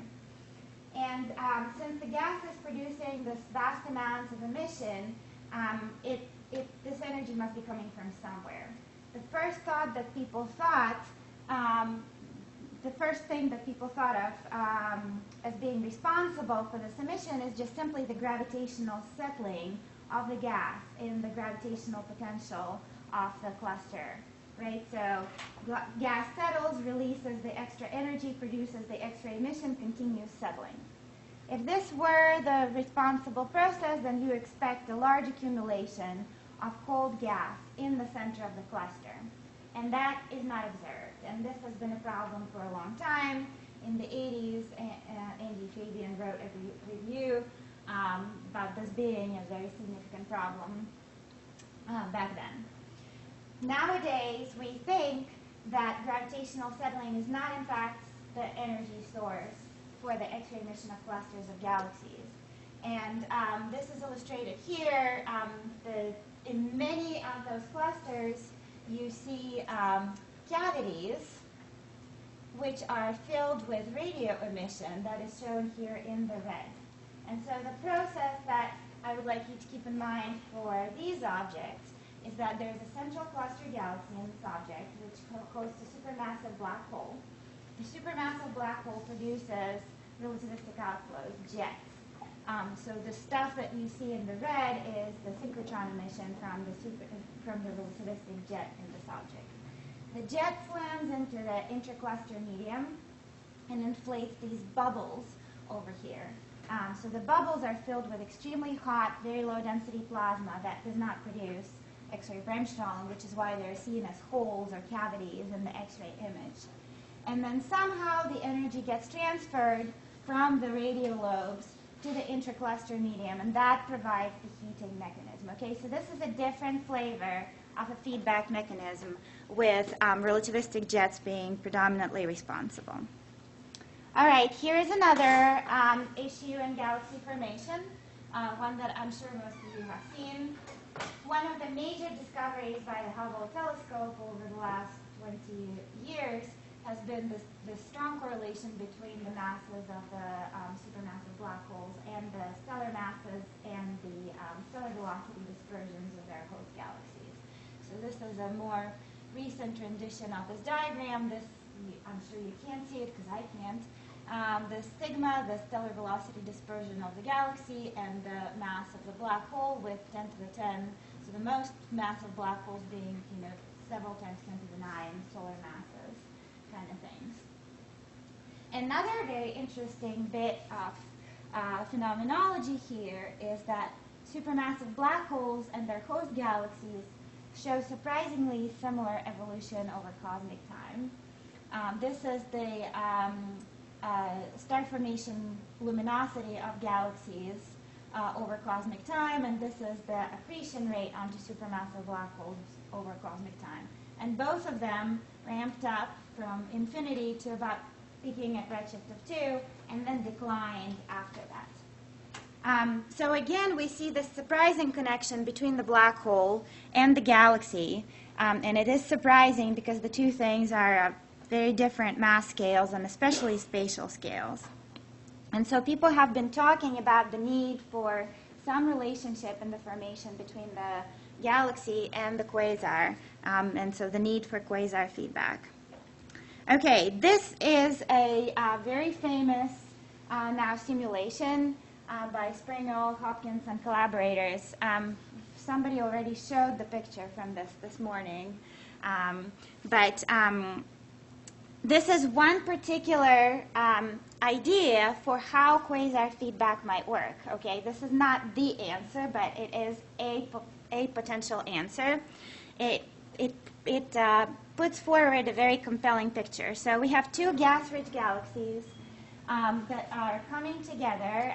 First, they're just simply two undisturbed disks, but as they're coming together, the potential of each system gets perturbed. The gas is funneled toward the center. You start forming stars in the center of each galaxy, but you also start feeding the seed black holes that were there. So each little black hole in the center of the galaxy starts growing. Each starts producing a little bit of a wind, right? This explosion that I told you about before.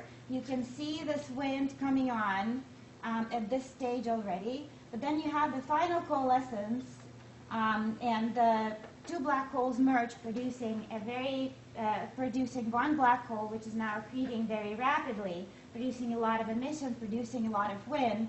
And so the final stages of this merger, you see this wind basically blowing the galaxy apart. Another interesting feature to notice here is that you see a very low density overall component propagating in all directions, but you also see higher density clumps embedded in this wind, which is also a characteristic feature of these winds. The typical energetics of these winds necessary in numerical simulations in order to reproduce the results from galaxy formation theory is that you need approximately between 1 and 5% of the quasar bolometric luminosity to be dumped into the kinetic energy of the wind. So let's say if your quasar is 10 to 46 Earth per second, and then 1% of that, 10 to 44 Earth per second kinetic energy of the wind, produced during this final stage, actually a few times 10 to 44, then you blow enough of the stuff away for the remnant galaxy to sit right on the black hole bulge correlation. Okay, that's the idea. So that's another number I want you to remember. A few percent efficiency of conversion of the bolometric luminosity to quasar wind. All right, how can this work in practice? What you need to do is you need to somehow couple the energy output of the black hole to the surrounding gas. Because, for example, if you have a jet produced by the black hole and it just propagates out of the galaxy, like, poking through the gas like a pencil, and bye-bye, and that's it, right? It's not going to do anything to the galaxy. So you need to come up with some way to strongly couple the energy output of the black hole to the surrounding gas. And there are two possible mechanisms that people are talking about. One possible and again, in terms of energetics, we're looking for something like, a few percent coupling between the bolometric luminosity and the kinetic energy of the wind. The two mechanisms that people talk about are radiatively driven winds and jet-driven winds. So in terms of observational phenomenology, we're talking about radio quiet AGN and radio loud AGN, if that helps. This is an illustration of an important paper on radiatively driven winds. Here's what's going on here. The black hole, so this is a simulation, this is a numerical calculation of how a quasar might produce a wind. The black hole is in the left corner in each of those panels, and the accretion disk plane is this plane over here, and we're looking at it edge on, okay? And the stuff is accreting. There's also this hot corona that is gradually, slowly settling onto the central object.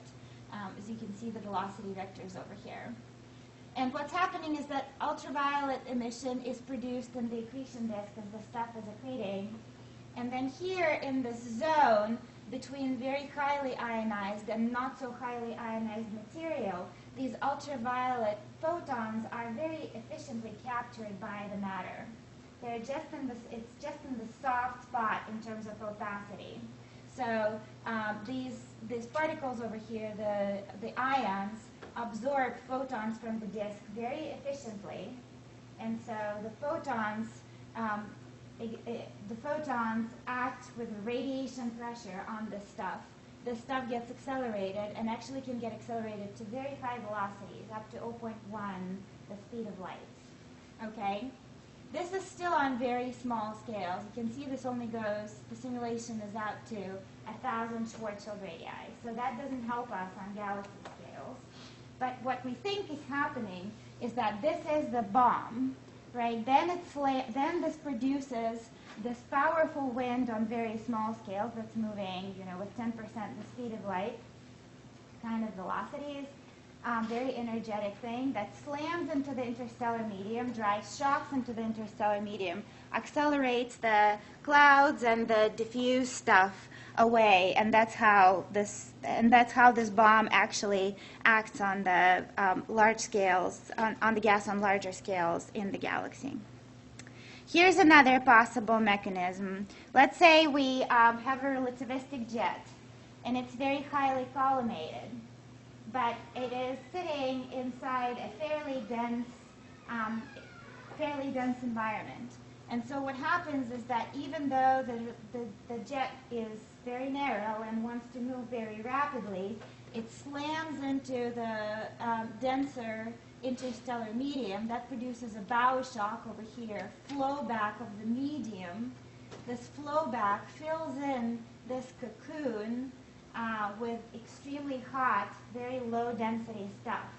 Okay, so now this is very hot and overpressured, and now this, because this is overpressured compared to this is again a bomb, right? It expands every which way now, and the cocoon is actually a word used to describe these structures. Okay, we think both of these mechanisms are important for galaxy formation.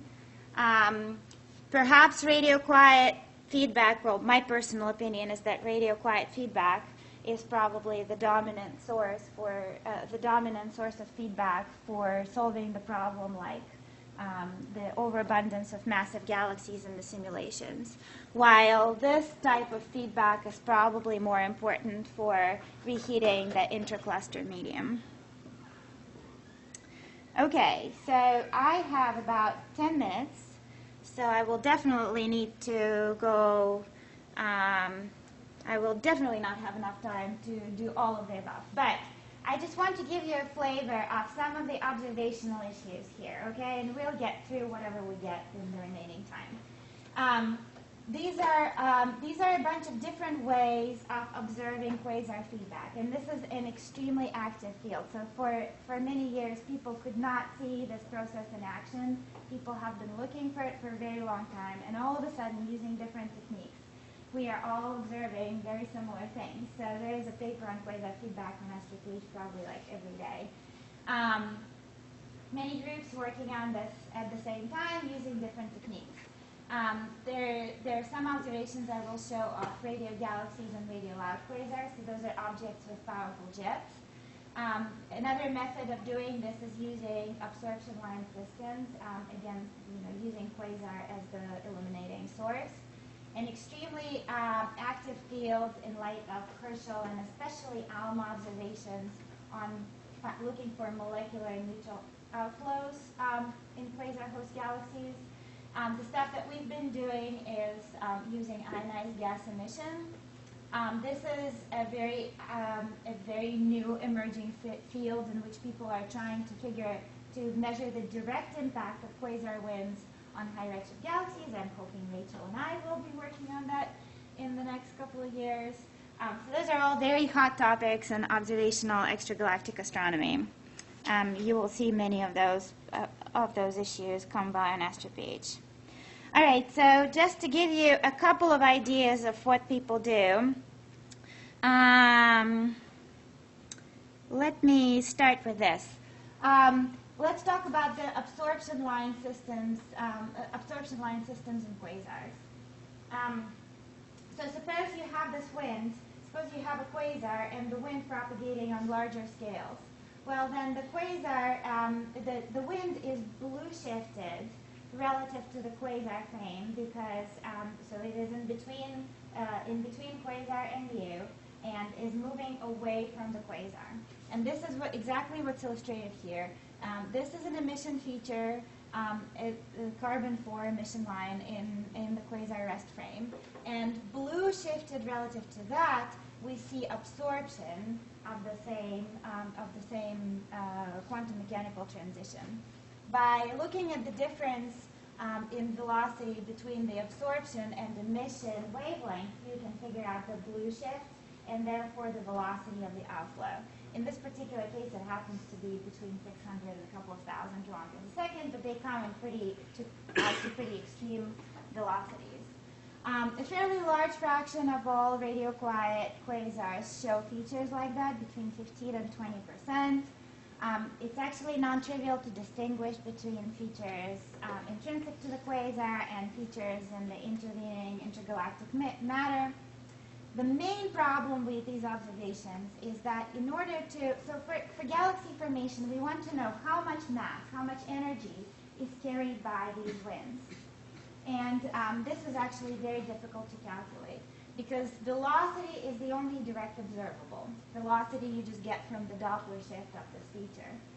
But in order to get the kinetic energy, you need the density, you need the size of the distance between the outflow and the quasar, velocity, and the covering factor, and you know only the velocity. So there's been a lot of very interesting work, and in particular by Nahum Rav at Virginia Tech, who have been doing extremely detailed photonization models of these absorption systems. The way you do this is you take COS HST observations and you sit with HST on this object for many hours, and then you run extremely complicated photonization models, and then you get numbers like this, several times 10 to 45 rook per second, which is a large amount of energy in this wind. So this is one indication that these winds are indeed very powerful and probably have a potential of making strong impact on the host galaxy. All right. Let me tell you a little bit about our own observations of feedback and radio quiet quasars. This is a completely different technique. We're using integral field spectroscopy. This is when you have a field of view and you obtain a spectrum at every point in the field of view. And if you're observing an emission line, then this allows you to measure the kinematics of this emission line in every point in the field of view. We're using the Gemini telescope, which we write a whole bunch of proposals and obtain time through the regular National Observatory's allocation. And these are some results, some of our recent results, the kinematics of the ionized gas in quasar host galaxies. Those are extremely powerful quasars at redshift 0.5. And I'm showing the radial velocity fields and the velocity dispersions here. So the first thing to notice here is that the entire galaxy is on fire, so to speak. The entire galaxy is affected by the outflow. So here, for comparison, is a typical scale of the galaxy, and you can see the 10 kiloparsec scale bar over here. So this ionized gas extends out to 15 kiloparsecs from the center of the quasar, from the center of the galaxy. The second thing to notice here is these velocity patterns. The red stuff is receding, is redshifted, it's receding from you. The blue stuff is blue shifted, it's approaching you a little bit. So how do you produce patterns like this? Imagine you have a biconical outflow with one side slightly toward you and one side slightly away from you, and now I want to open up the angle of the outflow and move closer to the axis of the outflow. And at some point, you produce a pattern like that, which is basically what we think is happening in these objects. But the most interesting feature for us in these sources is the extremely high line of sight velocity dispersion we see in the sources. And if you imagine a spherically symmetric outflow, then the line of sight velocity dispersion gives you a measure of the velocity of the stuff moving toward you minus the velocity of the stuff moving away from you. So that gives you an idea of the physical velocity of the outflow. And we find the velocities in the ballpark of 800 kilometers a second. That's very high. That any galaxy potential cannot contain this. So this stuff is going to leave the galaxy. And again, a big problem is how to convert these observations to masses and energies of the outflow. Lots of technical details here, but here's the summary, the bottom line. This is the bolometric luminosity of the quasar. Again, we're looking at extremely luminous systems, 10 to 46, 10 to 47. And this is the 1% line. And the error bars are huge, no matter how you look at it. But our typical estimates are that the kinetic energies of the winds we see in these sources are indeed, close to 1% of the bolometric luminosity, which again is that ballpark number that helps with all these issues in galaxy formation. All right, I have lots more here, but since I'm out of time, I'm just going to summarize. Okay, one thing to remember, maximal galaxy mass is likely limited by quasar-driven winds. We discussed currently two mechanisms as most likely for producing such winds. We either talk about radiatively driven winds or jet-driven winds, but both of them act as a bomb in the center of the galaxy in that no matter how you start close to the nucleus, the wind slams into the interstellar medium, drives shocks into the interstellar medium, accelerates the clouds that used to be molecular clouds probably, destroys those clouds, etc. So you either heat or remove the gas physically from the galaxy, thus suppressing star formation in this galaxy. There is a humongous slew of recent observations across different wavelengths, probing different phases of the interstellar medium. In this process, you will see a lot of papers on this. These observations indicate that the wind power is up to a few percent of the bolometric luminosity of the quasar. So this is a very powerful process. And I'll stop here.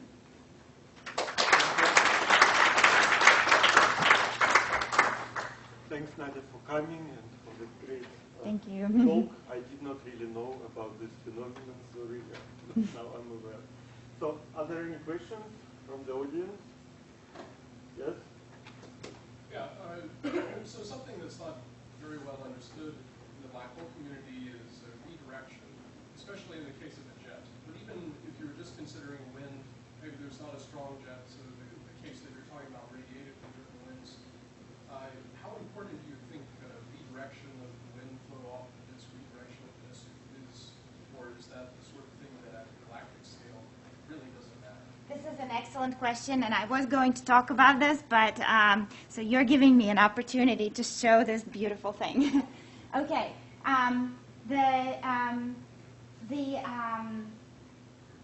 no matter how you start driving the outflow, it slams into this clumpy medium. If the medium in the galaxy was homogeneous, then it would be a different story. Then we would retain information about the direction of the initial outflow. But if we are propagating this outflow into a clumpy galaxy, then the final morphology of the outflow is completely determined by the distribution of the ISM. And this is this very interesting simulation of an outflow propagating in a disk galaxy, which is sort of perpendicular to the board and in this plane. So these are the clumps in the disk of the galaxy. And they start with a quasi-isotropic outflow. So what happens in these hydro simulations is that the outflow looks for the paths of least resistance through the clouds. So first the outflow looks for channels to propagate in between the clouds. And once it reaches the scale height of the clouds in the galaxy, it finds this path of least resistance into the halo of the galaxy and propagates basically perpendicular to the galaxy plane. So for observational purposes, you should imagine if this is the plane of the galaxy, then you will produce one bubble over here and one bubble over here. And we actually have some bubble candidates like this in the data. For jets, it's a little bit more complicated. So while the jet is under the, smaller than the size of the galaxy, the exact same arguments apply. But once the jet breaks out of the galaxy, then it is much more likely to retain its original direction, because then it has it sort of carves out a cavity for itself, and then it has an easier time propagating to larger scales, retaining the memory of its original direction. Okay, thanks. One quick question, Nadia. So we have potential solution for the missing satellite problem. Yeah. All right. But actually, would you need some trickery to fix both ends, the small mass of the missing satellites one end, and the high mass the differences at the other end? The two solutions at the moment are rather independent, and the reason for this is that you have to take the semi-analytic models on this with a little bit of a grain of salt. But when you look at the differences between the two functions, it seems obvious that in order to reproduce this slope, you have to push on this dashed line with a high function of mass. And then exactly the opposite is true on the other end. So on the other end, this suggests some sort of a process that has an easy time removing the gas from a shallow potential of those very small galaxies. But here, you need something that is a very steep function of mass. And in fact, in this Croton et al. Paper that I showed, they have like a cubic function of mass implemented for AGN feedback to reproduce this. And we don't understand why this happens, although I have some thoughts on this. But yes, in observations, there are some indications that this is true, but we don't understand why exactly. Thanks. I shouldn't be really asking anything anymore. But just quickly, so not all galaxies are AGN, right? Yes. But maybe some still go through the AGN phase, but then they stop being AGN, or they never AGN. And I see that the feedback for AGN, it has a big impact on how the galaxy looks and so on. Mm-hmm. So, but it only happens, for fraction of galaxies which are sort of extremely active, or you think it has happened even to our galaxy? Well, if we look at nearby massive galaxies, we find a supermassive black hole in every massive galaxy that we look at. So, and black holes grow by accretion. These galaxies must have had a luminous AGN at some point in their evolution. So yes, the idea is that essentially on the massive end of the galaxy luminosity function, every single galaxy has gone through this process. So yeah, you're right. It is exactly what this is suggesting. And so those Fermi bubbles, people were talking last day before. Yeah. It's possibly related to the feedback in some way. Yes, I have plots to show the similarity between the Fermi bubbles and these bubbles. Yes. Okay. Okay. Thanks, Nadia. Thank you.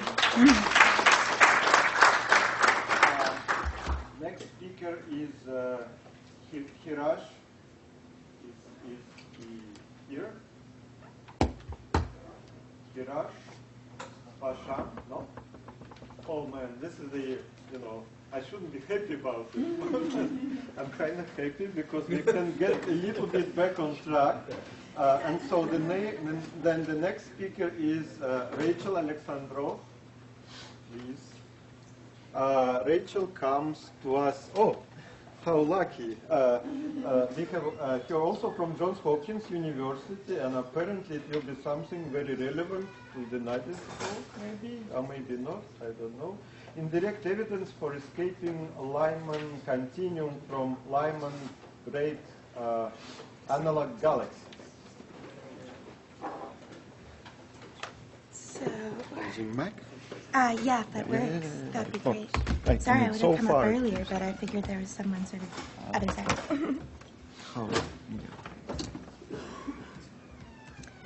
I figured there was someone else. That's fine. Let's make sure this. Yeah. Oh. It's fine. It's fine. It's just fix it. It sounds sweet time to figure that. Okay. You click it somewhere. Yeah, you are there. And then maybe in the pocket, right? Yeah. Then maybe you can do this thing. Okay.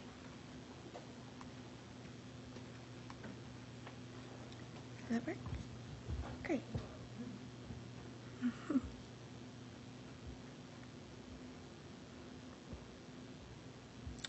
Okay, well, thank you so much for that introduction. Can everyone hear me? Does that work? Yeah. Great. As was previously mentioned, my name is Rachel Alexandrov. I'm a graduate student at Johns Hopkins. I'm going to be talking about indirect evidence for escaping Lyman continuum from Lyman break galaxy analogs. And if you don't know what some of those words mean, don't worry. I'm going to try and explain everything. So I'm going to just do a quick review of reionization. So this is basically the problem we're trying to solve, which is okay. So you start off with the Big Bang, and then after the Big Bang, the universe is cooling adiabatically. Matter and radiation separate. This is the cosmic microwave background.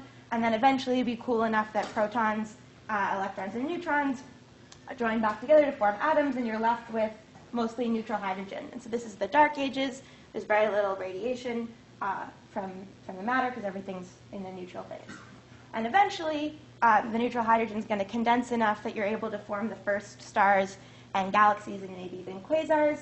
And these objects are going to start emitting UV radiation that's going to reionize the universe, so break apart this neutral hydrogen into protons and electrons, or just so ionized H2. And this happens at a redshift about between 6 to 20. But the question is,